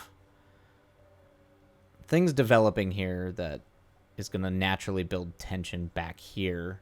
Just dramatic tension, not even like horror tension, just with Kyle and Polly's relationship coming back to Bailey.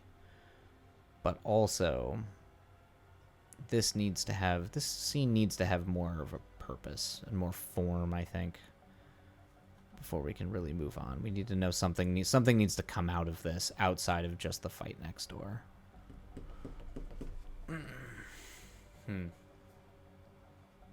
It's difficult.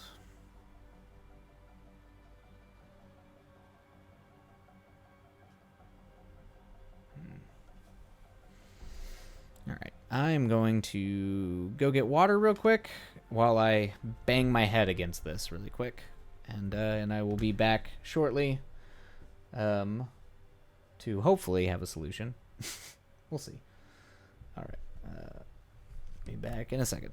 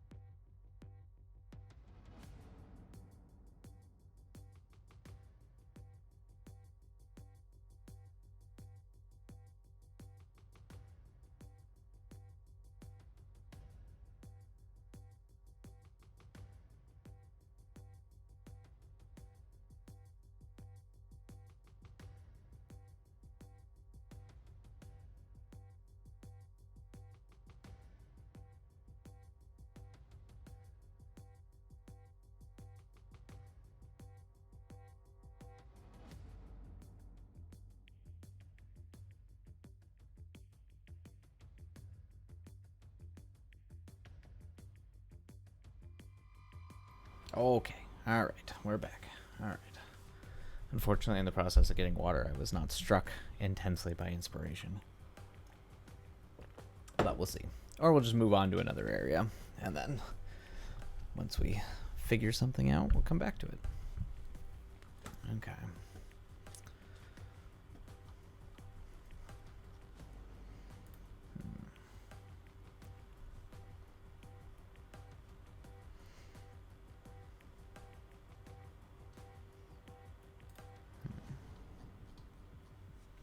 Let's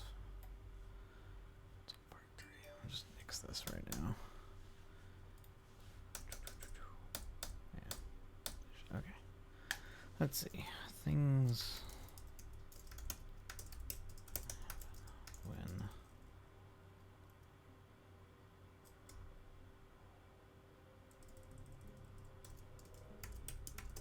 D&D shenanigans.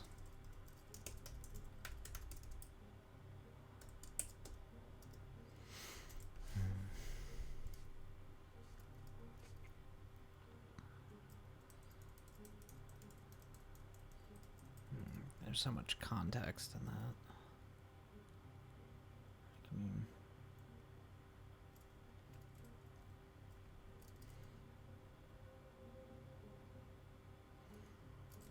Since we did establish that maybe this is the first time Megan is playing.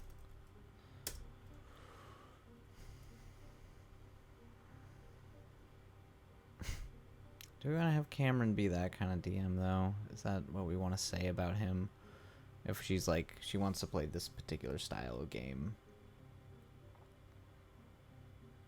And he's like, I mean, that's always funny. You've got a little bit of tension there, but to be like, you know, I want to go eventually be a vampire king, and the DM's like, I want to tell some grand narrative of heroic feats. It's like, is that what you want? And that just makes Cameron shouldn't. Don't want Cameron to come off too petty to begin with. Like, he can be jealous, maybe a little petty.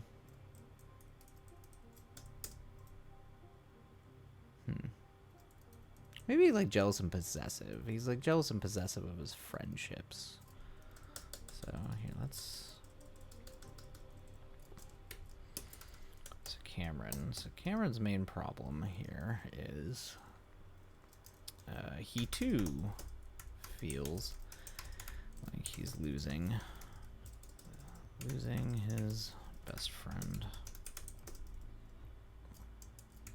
As Kyle pulls away to wanting to go to punk shows and hang out with a different clique, different group. Just hanging and playing D&D isn't working anymore. Weird way, it's almost like a relationship. Like, it is a relationship, but almost like a romantic relationship a little bit, where you can be, you know, like possessive almost.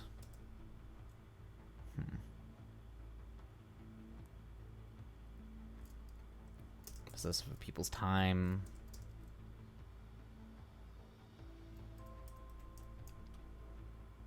As they change and grow into different things, so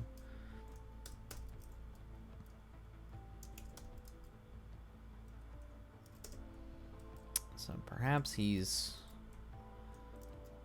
maybe he moves to try and exercise more control over the D&D game.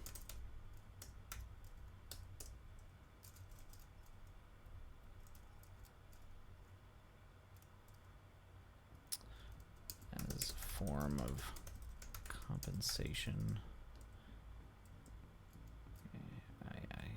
Game compensating for the lack of control. with his best friend.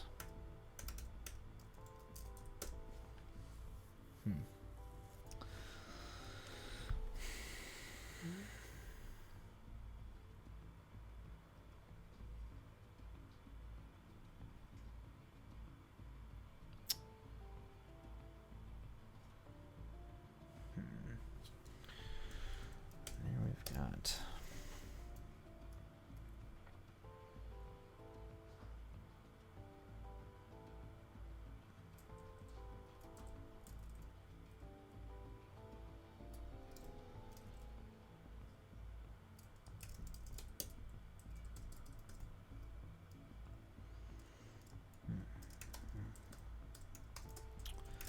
maybe he's being a little less flexible than usual here. This is something Bailey and Tamra can call him out on.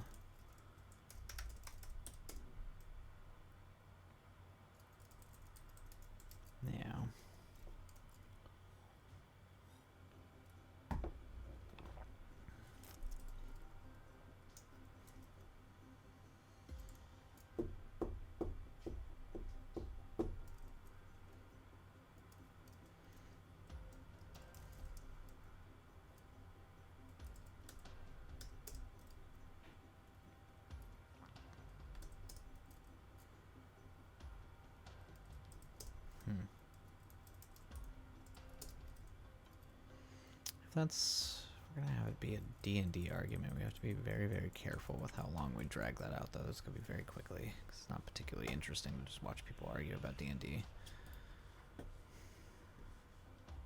Unless you play D&D a lot.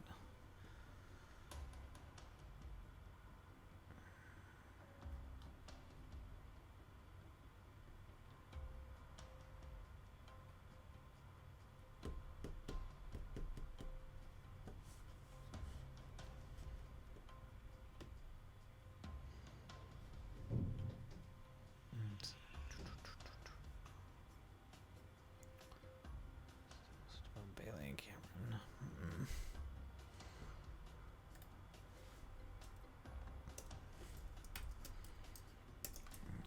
So Bailey and Cameron are kind of going through very similar things here.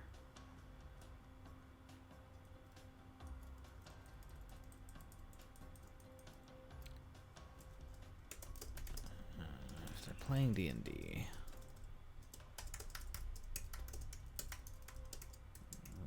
how are they using it?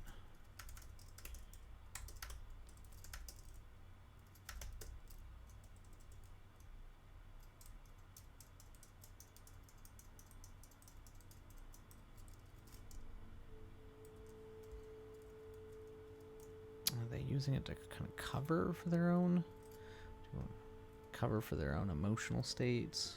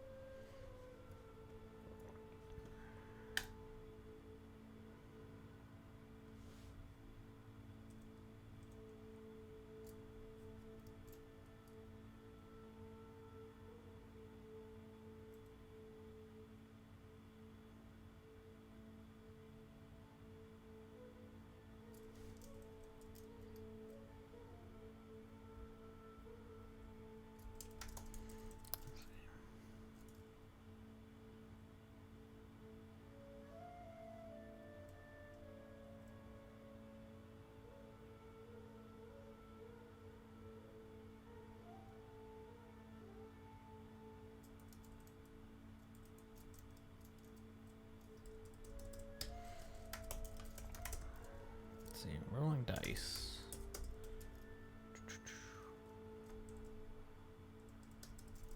Let's try something. Putting dice on the table.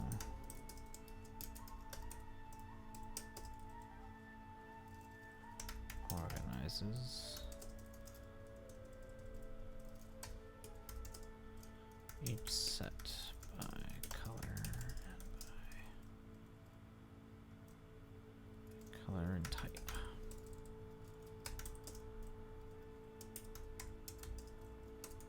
And scans.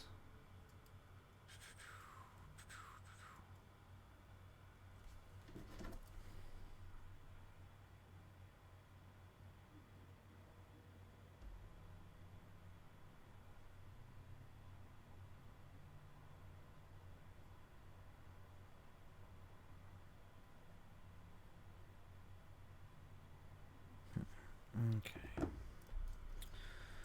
Let's see. Dumping dice on the table. Cameron organizes each and scans the books.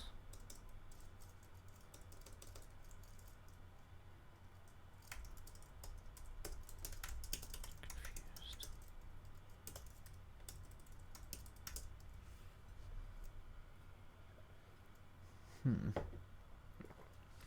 Megan scans her book with a confused look.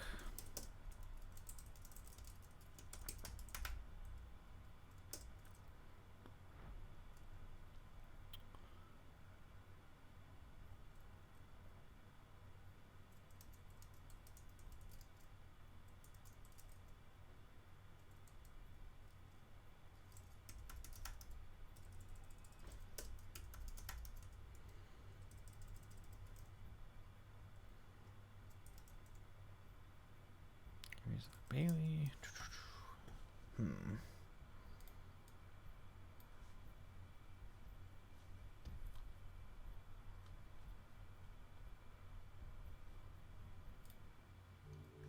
Let's try this. All right. No, it might be too low. I did. Hopefully the music didn't stop. It's pretty low just because it's mostly droney stuff. But the last track is really quiet. So hopefully it's back up.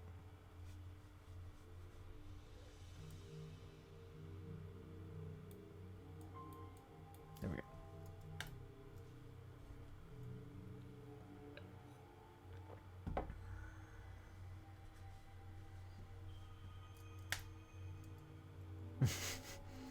Huzzah. Huzzah, the music works. Yeah, the track before this one is super quiet.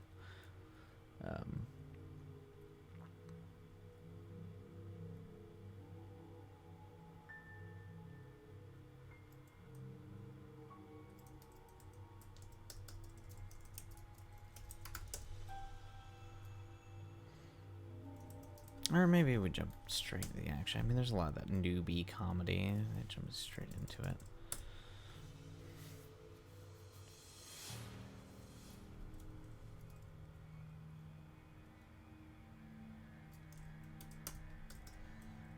It's very...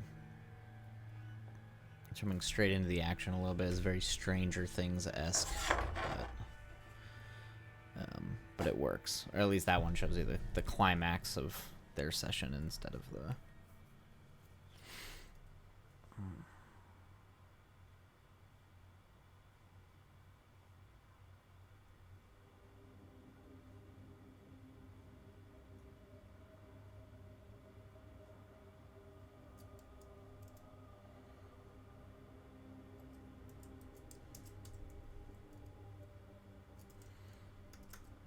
can always do, it's little obvious, but we can always do the session itself is commenting on the larger things at hand. So the cosmic things happening.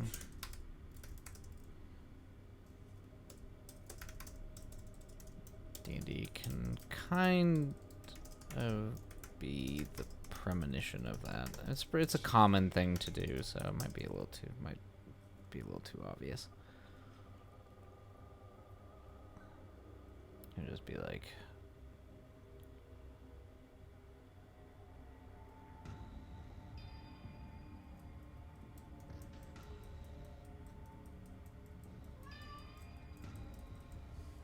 Ah, yes, and now the other child has come in to yell at me.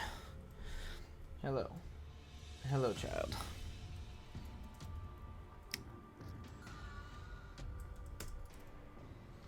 Let's see, D&D...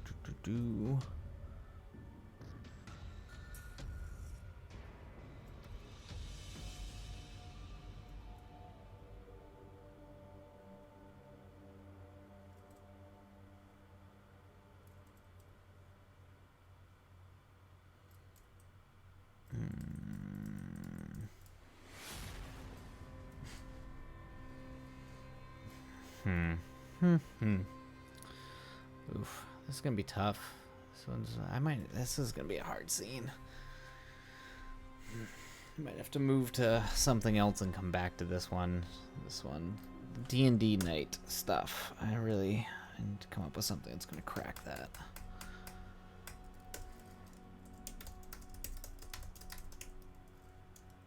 Because that's gonna need some work. And it's... All right. So after the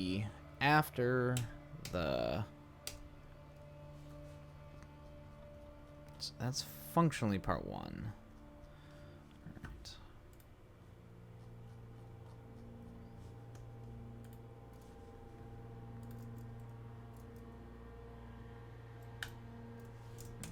Part 2. All right, so part 1's primarily going to function like the this all should be about the first 20 to 25 pages. Sometimes it can be okay to have a little bit longer of a first act, but I really don't. My goal for this is to really keep this script around like 95 pages, like really tight slasher. You know, try my best to keep it that tight. Short and sweet and high tension. And psychedelic weirdness. Those are the goals. Make it psychedelic and trippy. Be tense. Very Carpenter. Know how to build tension and psychedelic. Trippy. Okay. So yeah, obviously we're gonna end with the slaughter on the train tracks. Let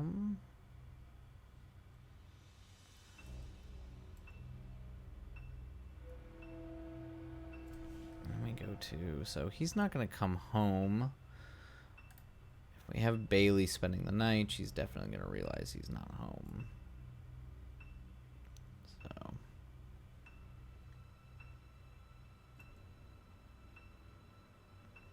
But for the first part, we'll start with Shayla. Oop. We don't want anything, we want just no style.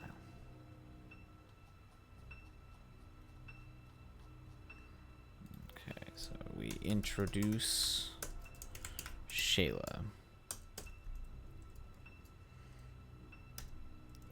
And we're going to introduce her by being...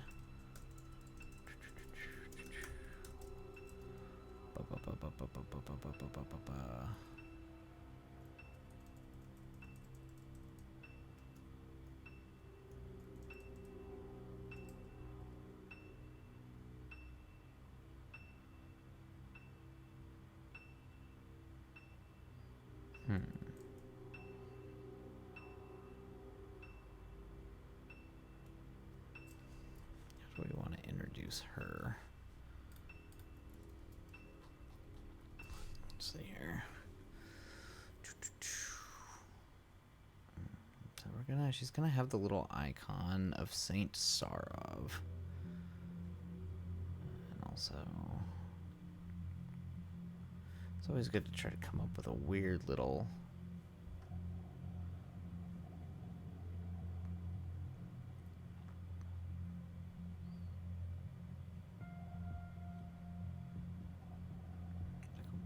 really good weird premonition way to show how to introduce this character.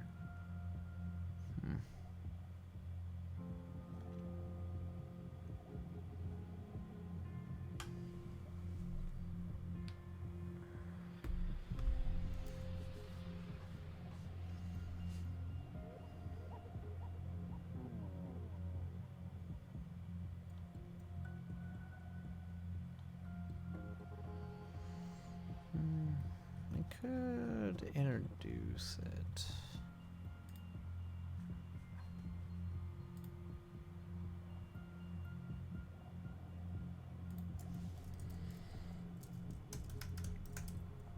Introduce her with the kid.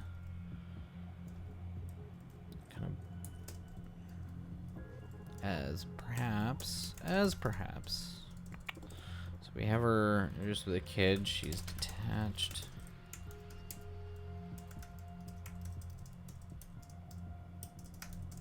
Looking at it like it's an alien of some kind. I might actually, that is how, that is, I'm trying to remember how I introduced her in the original draft of the script. That actually might be pretty similar.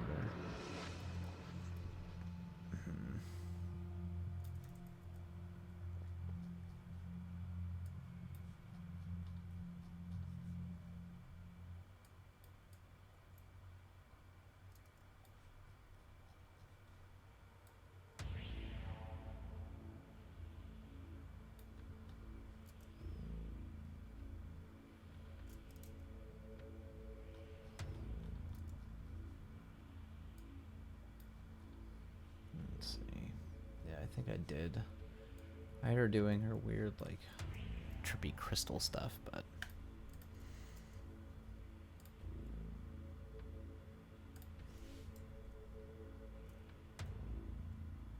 Or actually, maybe she's, like, doing her weird crystal ritual thing with the kid.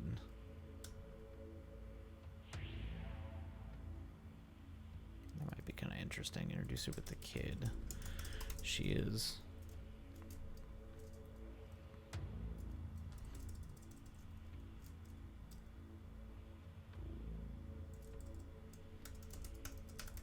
Okay, we open with the kid, revealing her as she gets high and starts building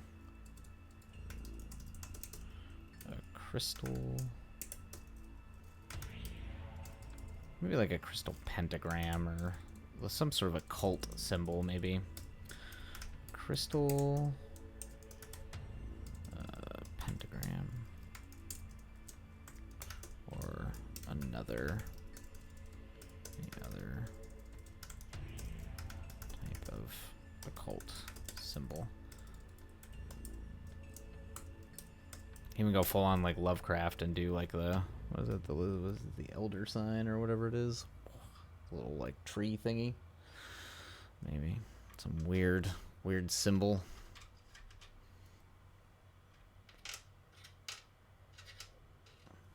Let's see here. The kid revealing her as she gets high and starts building a crystal pentagram or any other type of occult symbol. Alright.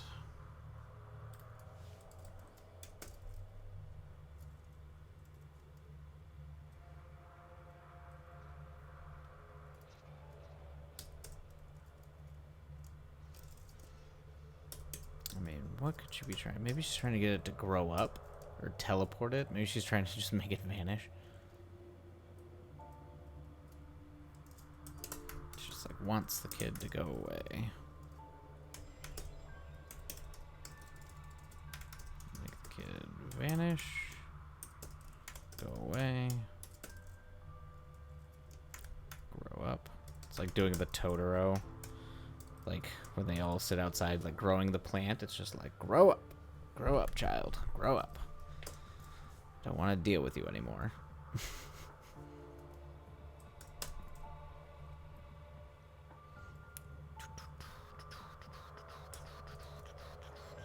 Let's see. All right, so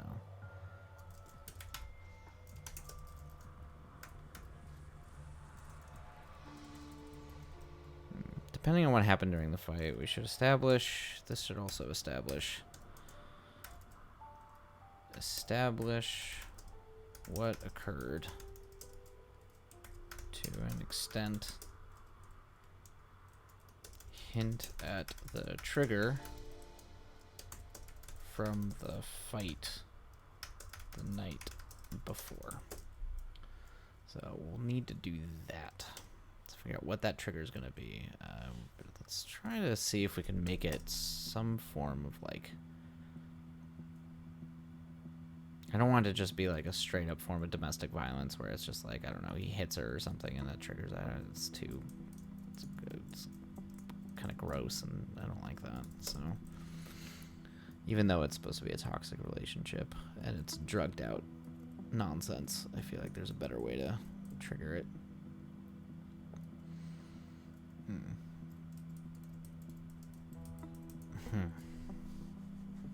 Okay, to the extent, hit a trigger from the fight. Okay, so we'll figure that out.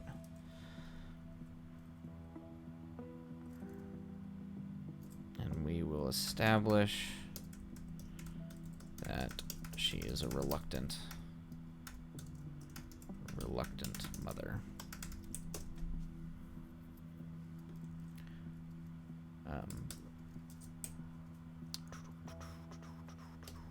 Then, what now, one might say? There's got to be more there. So, establish at least elements of what she's up to. And how we need to start having it. Yeah, we need to see the turn where her violent expressions with the traveler no longer are subconscious, but become conscious.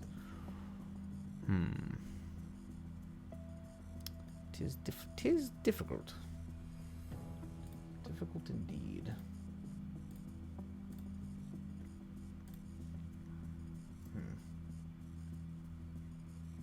Alright, well. Let's see here.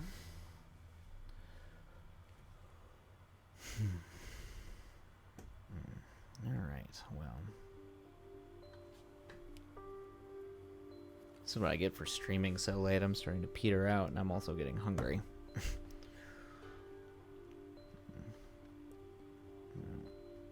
Maybe we'll come back and do this. What am I at? Yeah, it's only 2.5 hours. Not great, but for a day I wasn't initially planning on streaming. I'll sit and try to figure these out. Maybe I can actually get some momentum and start tomorrow. Alright, well, I think I'm gonna have to keep beating my head about some of these issues, so I think I'll go ahead and pick this up tomorrow. And I will start streaming much earlier tomorrow. I wasn't even sure if I was going to, but we will be back at work at the desk much earlier in the day and hopefully make at least a significant amount of headway on this. So hopefully. So, for anybody who's still watching, I hope your writing goes well, and I hope that all the issues you're dealing with, you manage to rediscover what you need to. And Sergeant Vapes, thanks for the follow. And yeah, I really hope everybody's writing goes well, and hopefully I'll see you all here tomorrow. And hopefully it'll be far more productive. But, that's how these things go. You gotta be kind to yourself when you kind of run into a wall, because eventually you'll figure it out. All right, everybody. Love you all. Have a great night, and take care of yourselves, and we'll see you all later.